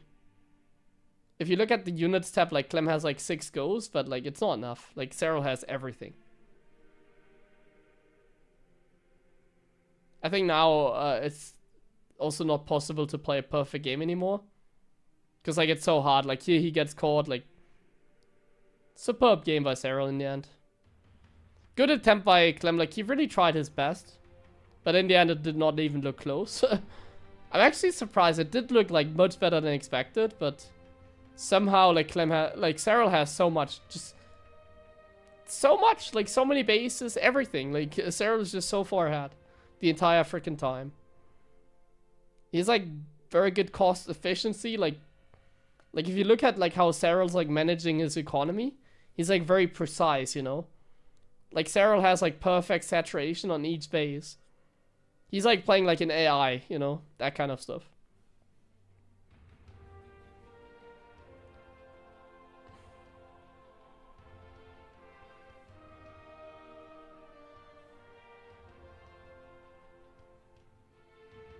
Well, playing like an AI could also be seen as an insult, I guess. But you know what I mean. He's like picture perfect in like the things that you might not see during the game because we're watching the game casted. But if you're watching like Seral's first person, you will notice how he's like perfectly saturated on each mineral line, you know, that kind of stuff. He has like a lot of drones, but he also has like perfect saturation. He doesn't miss a beat in the macro at all. And it really showed there. He's like on 7 bases, but he's like mining the most like efficient out of them. The entire game. Like managing your economy is like huge. I always teach that when I'm like, maybe you've seen some of my coaching. Like if I'm coaching my friend, I always teach him like managing your economy is like #1 thing. Because if you don't manage your economy and something is inefficient, like let's say you have like 8 workers too much in the main base, like 8 workers can mine so much minerals the entire time. So like managing your economy and like selecting these 8 SCVs that are too much in the main or drones because you're like getting mined out, like 4 mineral patches mine out, and then you like have to slide 8 drones, something like that. Like Seral's like so perfect in those. It's like super important. Because 8 drones can like mine, I don't know, like hundreds of minerals per minute, right? 8 drones I think is like 500 mineral income per minute. So like if 8 drones are like mining sloppily, which is like a lot of the case even for high level players, you lose like 500 minerals in a minute.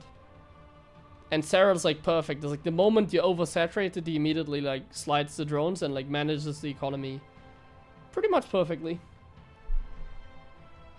And that kind of makes the difference at every level. The better you manage your economy, the more money you have, like the more you maximize like your income like that.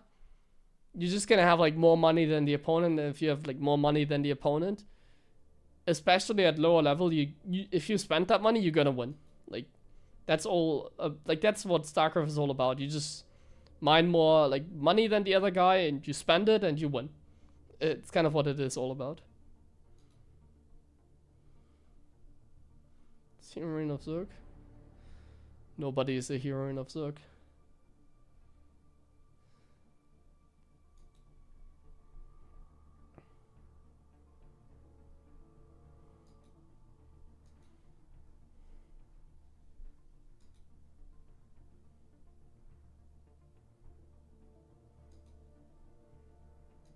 I'm good at everything. I have no weaknesses. I'm the perfect player.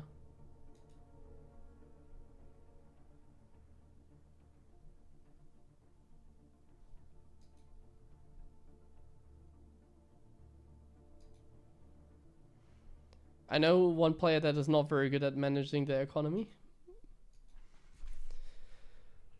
Okay, so this game we have something interesting to talk about. No, we don't. It's just triple CC again. Unless you trade awful. You obviously have to make like the right units usually. But it depends on the level, you know, like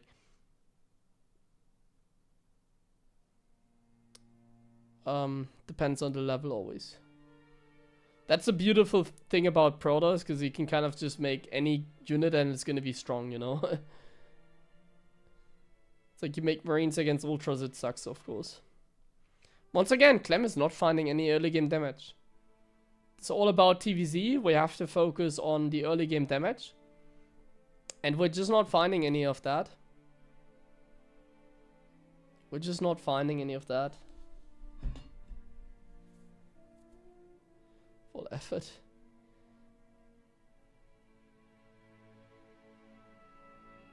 No, my biggest weakness is that I never believe in myself. If I started believing more in myself, I would have been a world champion already. No, this is a VOD from earlier today. Like 5 hours ago. Okay, here comes the Banshees. Are we gonna find early game damage? By the way, it's also not like like it's not necessary to find early game damage here as a Terran. Like, it just means that you're a little bit behind. But in TVZ, it's still very playable because you can always find some damage later on. Or you could even just go for an 8 Rex, that kind of stuff. 8 Rex Marine all in can always work even if you're behind. Like the Zerg overdrones, you kill him, that kind of stuff. But usually what happens when you're like behind is you're forced to be camping. And you know how it works when you're camping? You remember like all the games that... Oh my god, Clem forgot Stim! Ah, he's throwing. What the hell? Clem forgot to research Stim. So basically you remember like all the series that like Maru had against Seral?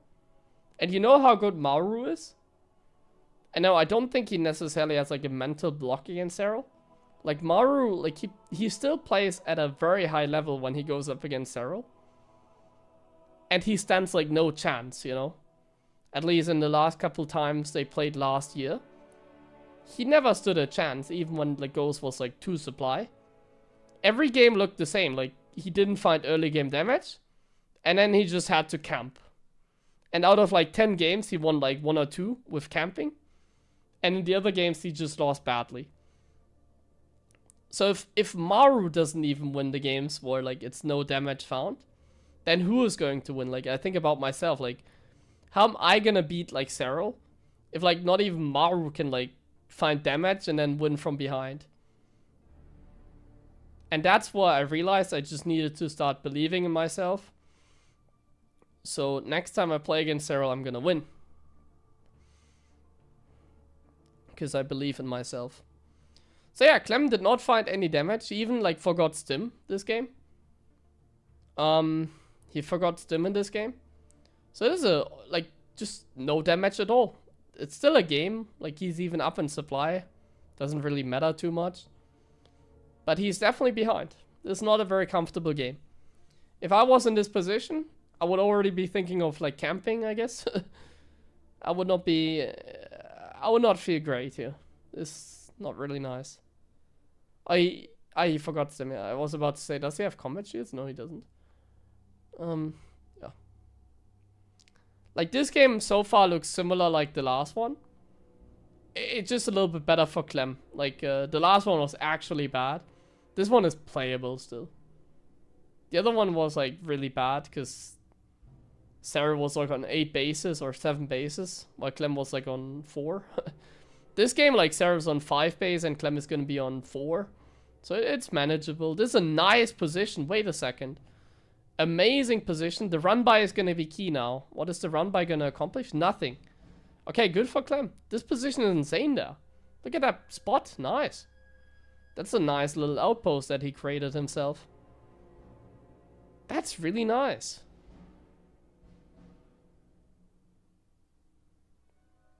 Beautiful tank position. But he's obviously gonna get crushed here, but he can pick up. And he traded. The trade was efficient, but not too much yet. So he's still not in a great position. Like, Clem is still hating life here, I think. I think he's still like, meh, I don't like this. But that was a strong position for a moment. It's just that he didn't kill the base. That sucks. If he killed the base there, this would be like really good. But if you like trade and you don't take out the Zerg economy, it's always kind of sucks. Like you can't just constantly trade and like not kill any economy unless your macro is perfect. Which his macro is close to perfect, but he also got like punished. Like his 4th base got denied a little bit, but yeah. This still looks like Archon mode Clem. I would have never gotten into this spot, I feel like, personally. It's the difference between a player that believes in himself and a player that doesn't. it looks decent for Clem, but he's still like working with like a lot of like a low tier units like HeroMarine and Bio. I would say this game looks good the moment he has like 10 ghosts. I think then it starts looking better and better for Clem. Like I said, the longer a game looks like this, where like the Terran is like keep poking, that kind of stuff, the more likely it is the Terran is gonna win. Because that's usually how like the TVZ works. The Terran is like trying to stall the Zerg basically. And interestingly enough, Clem is going for an 11 barrack style. He's just gonna go ham on like the trading. One thing that I'm like not sure about, how come Seral is not making lurkers? Does he just not have the money? Is he under like that much pressure? Like suddenly the units lost have is like so much worse as well. I feel like he should have gone lurkers. But I don't know. Like I'm the kind of guy that doesn't want to say that because it feels like I'm backseating Seral. Just kind of my opinion. Was he really that broke? I mean, right now he is, but yeah. Wow, he's getting owned. Huh? He's just getting owned on like both sides. Like, owned, you know, like, huh? He stands like no chance.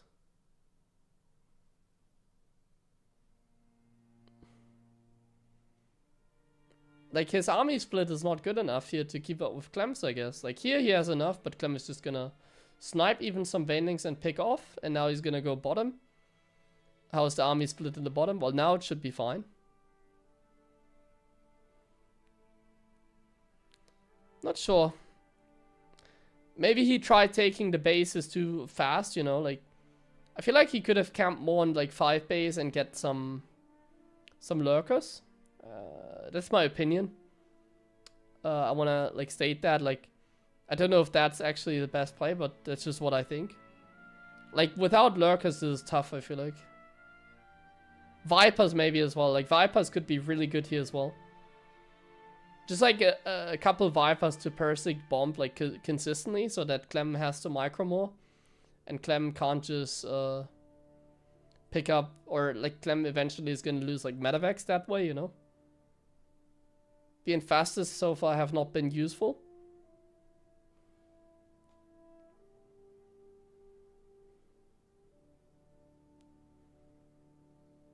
I feel like in this position every time I lose when lurkers show up, you know. Like, Clem has not made a single ghost this game. You can't tell me that, like, lurkers are too slow. Like, I don't agree. Like, lurkers are extremely mobile. Like, extremely. Like, look at what Clem has. Marine, Marauder, HeroMarine. 14 minutes into the game. 14 minutes into the game.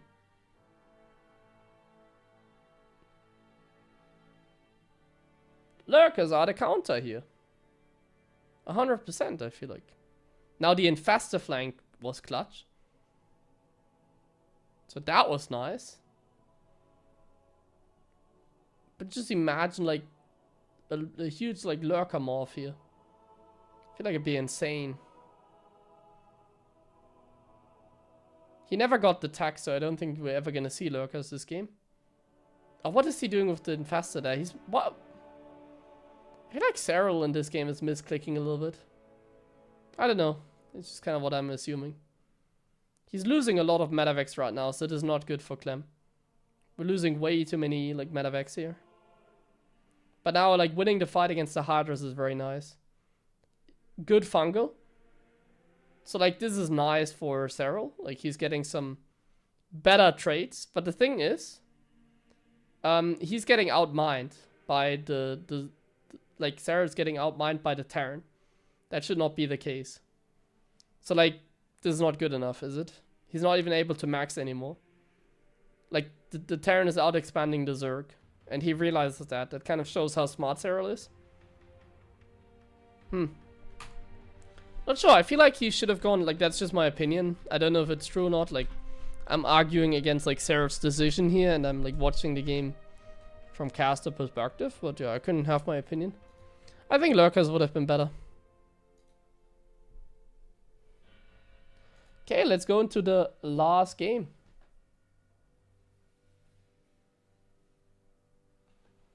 Hold on 1 second. I need to check on something really fast.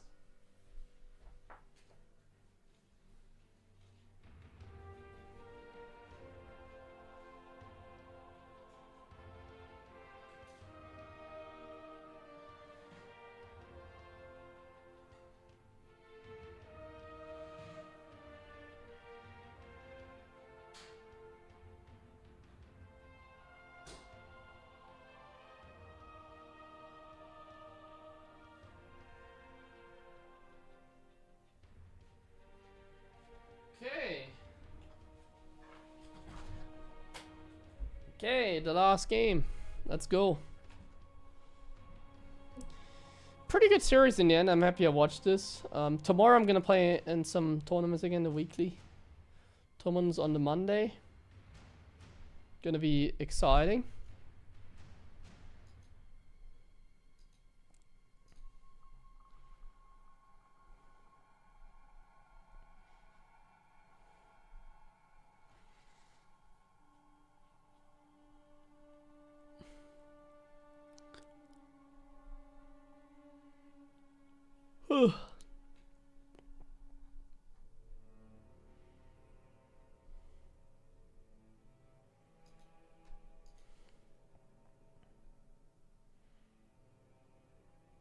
Well, I can understand he was under so much pressure, but even when the Zerg is under so much pressure, like in my games, I can only talk. They still find like a moment to like morph in the lurker on one side, and you only need like 6 of them, and then you're like set, you know.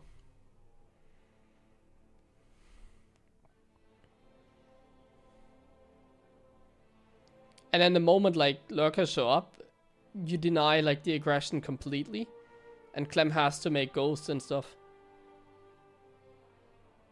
I can understand why he didn't make Vipers, because making Vipers against Clem kind of sucks. Like, the thing about Vipers against Clem is you like, Parasitic Bomb Medevac, he immediately splits it. He's very good at that. The game plan. I mean, yeah, I know he couldn't, at the end, like, he couldn't afford Lurkers, because he never went for the tech. But he should have planned for that, like, way ahead. Because Clem likes to play HeroMarine, so I think against Clem, wow. That was a nice round. Like, I feel like against Clem in general, lurkers, I could be really like off with that, but I think against Clem I would always go for lurkers. Always. Ghost got nerfed, I would always try to go for lurkers. Not sure. Feels like the best play to me. I think Hydra Bailing is fine, like maybe something else went wrong, you know, like maybe he had some misclicks that we didn't see. Like Link Veiling Hydra is fine, but in that game it seemed like lurkers would have been so clutch.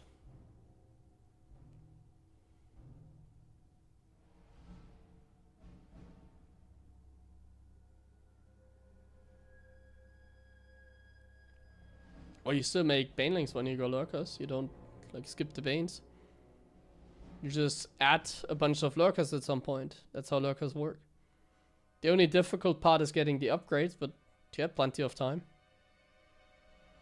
No news about Premier tournaments, no. If you want to have my opinion, I don't think we're gonna have ESL running tournaments this year.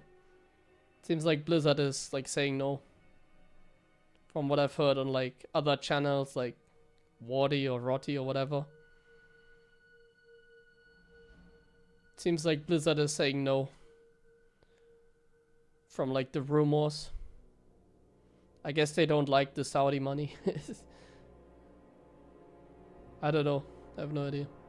But I think it's not happening this year.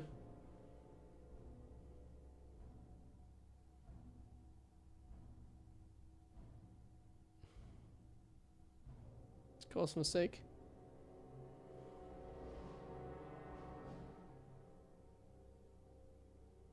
Never go Banes? What do you mean? You always make Banes.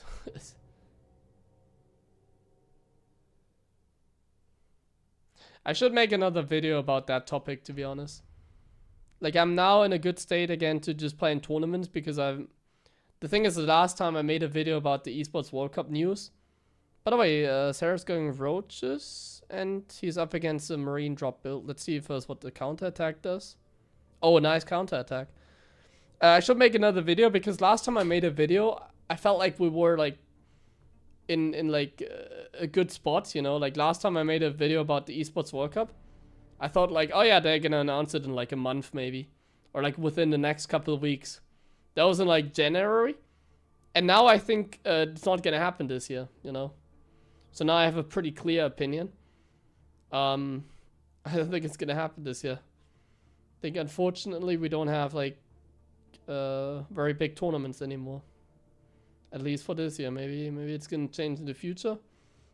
Maybe Blizzard has planned something we don't know about. But the Esports World Cup seems extremely unlikely at this point. Like, to me. But that's just my opinion again. I am just saying what I think. 2 spots. I think the 2 spots they have on the website are fake news. Like, they can just remove them. That's not reliable information. I think they planned for SC2, but then Blizzard said no. And, like, they're just gonna remove, like, the spot at some point without saying anything.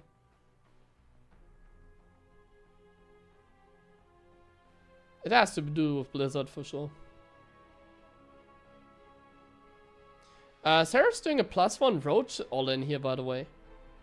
Let's talk about the game. So, it's just a standard roach all-in. A very powerful one, because he's only on 57 drones. In this game, he just went for like a very powerful all-in. He's killing so many supply depots. This map is great for an all-in like this, it feels like, because the 3rd base is far away. That was an expensive tank kill. Well, that's just kind of like this, like watching Seral versus Maru. Like, this is a stomp. How come this game is so easy and the other ones aren't? I say that, but now he's getting crushed. Not enough Marines. This looks like a completely different Seral again. This looks like the Seral that beat Maru. A very, very crispy all-in here. It's a nice little all-in here. Very good all-in. Not gonna lie. The +1 roaches. The +1 armor I really love. He had a good early game, and it's just like overpowering Clem basically. And this map is just suited for that kind of stuff, it feels like. It's a large map, but like, it's so tough to defend the 3rd properly here. The 3 Ravagers sniping the tank as well. Beautiful. Very clever all-in by Seral. And good execution. Like, look at these corrosive biles there. And Terran can't win anything. Feels bad, man. Did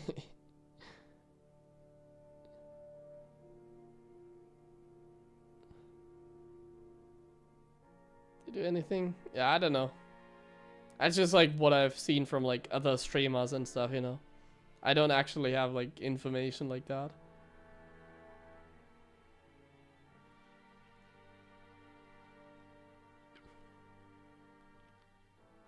Like, if you asked me a couple weeks ago, I would say it's like 50-50.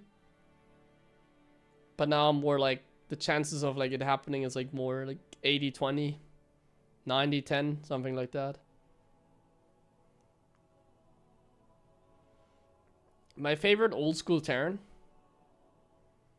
I think Innovation. Innovation was always fun. Okay, there we go. Phew, a lot of talking today, not gonna lie.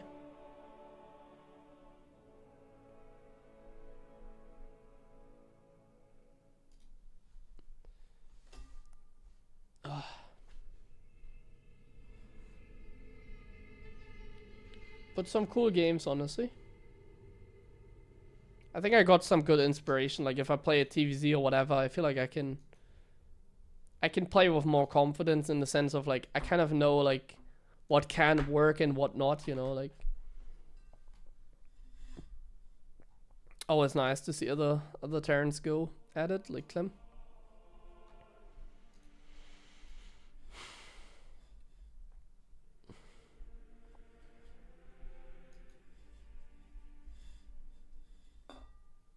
Slow game replays. Well, I always put my stuff on the title, so if I'm doing like a challenge or whatever, you're probably gonna see it in the VOD and the stream titles.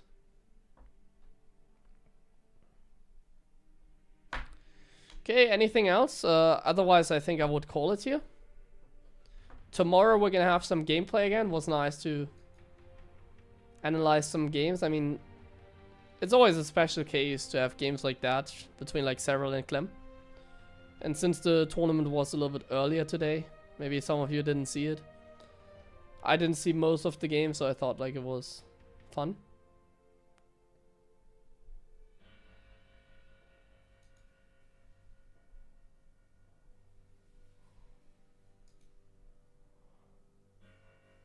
I mean, game replay is not VOD. I don't have to replace public anymore, sorry. I might eventually make them public if I finally make a video about it, but not yet. I'm not really on the YouTube grind or whatever at the moment because I'm focusing on live streaming for a bit because that's what kind of pays the bills. Who won the series? Seral won the game there with a roach all in. Seral won the game there with a roach all in.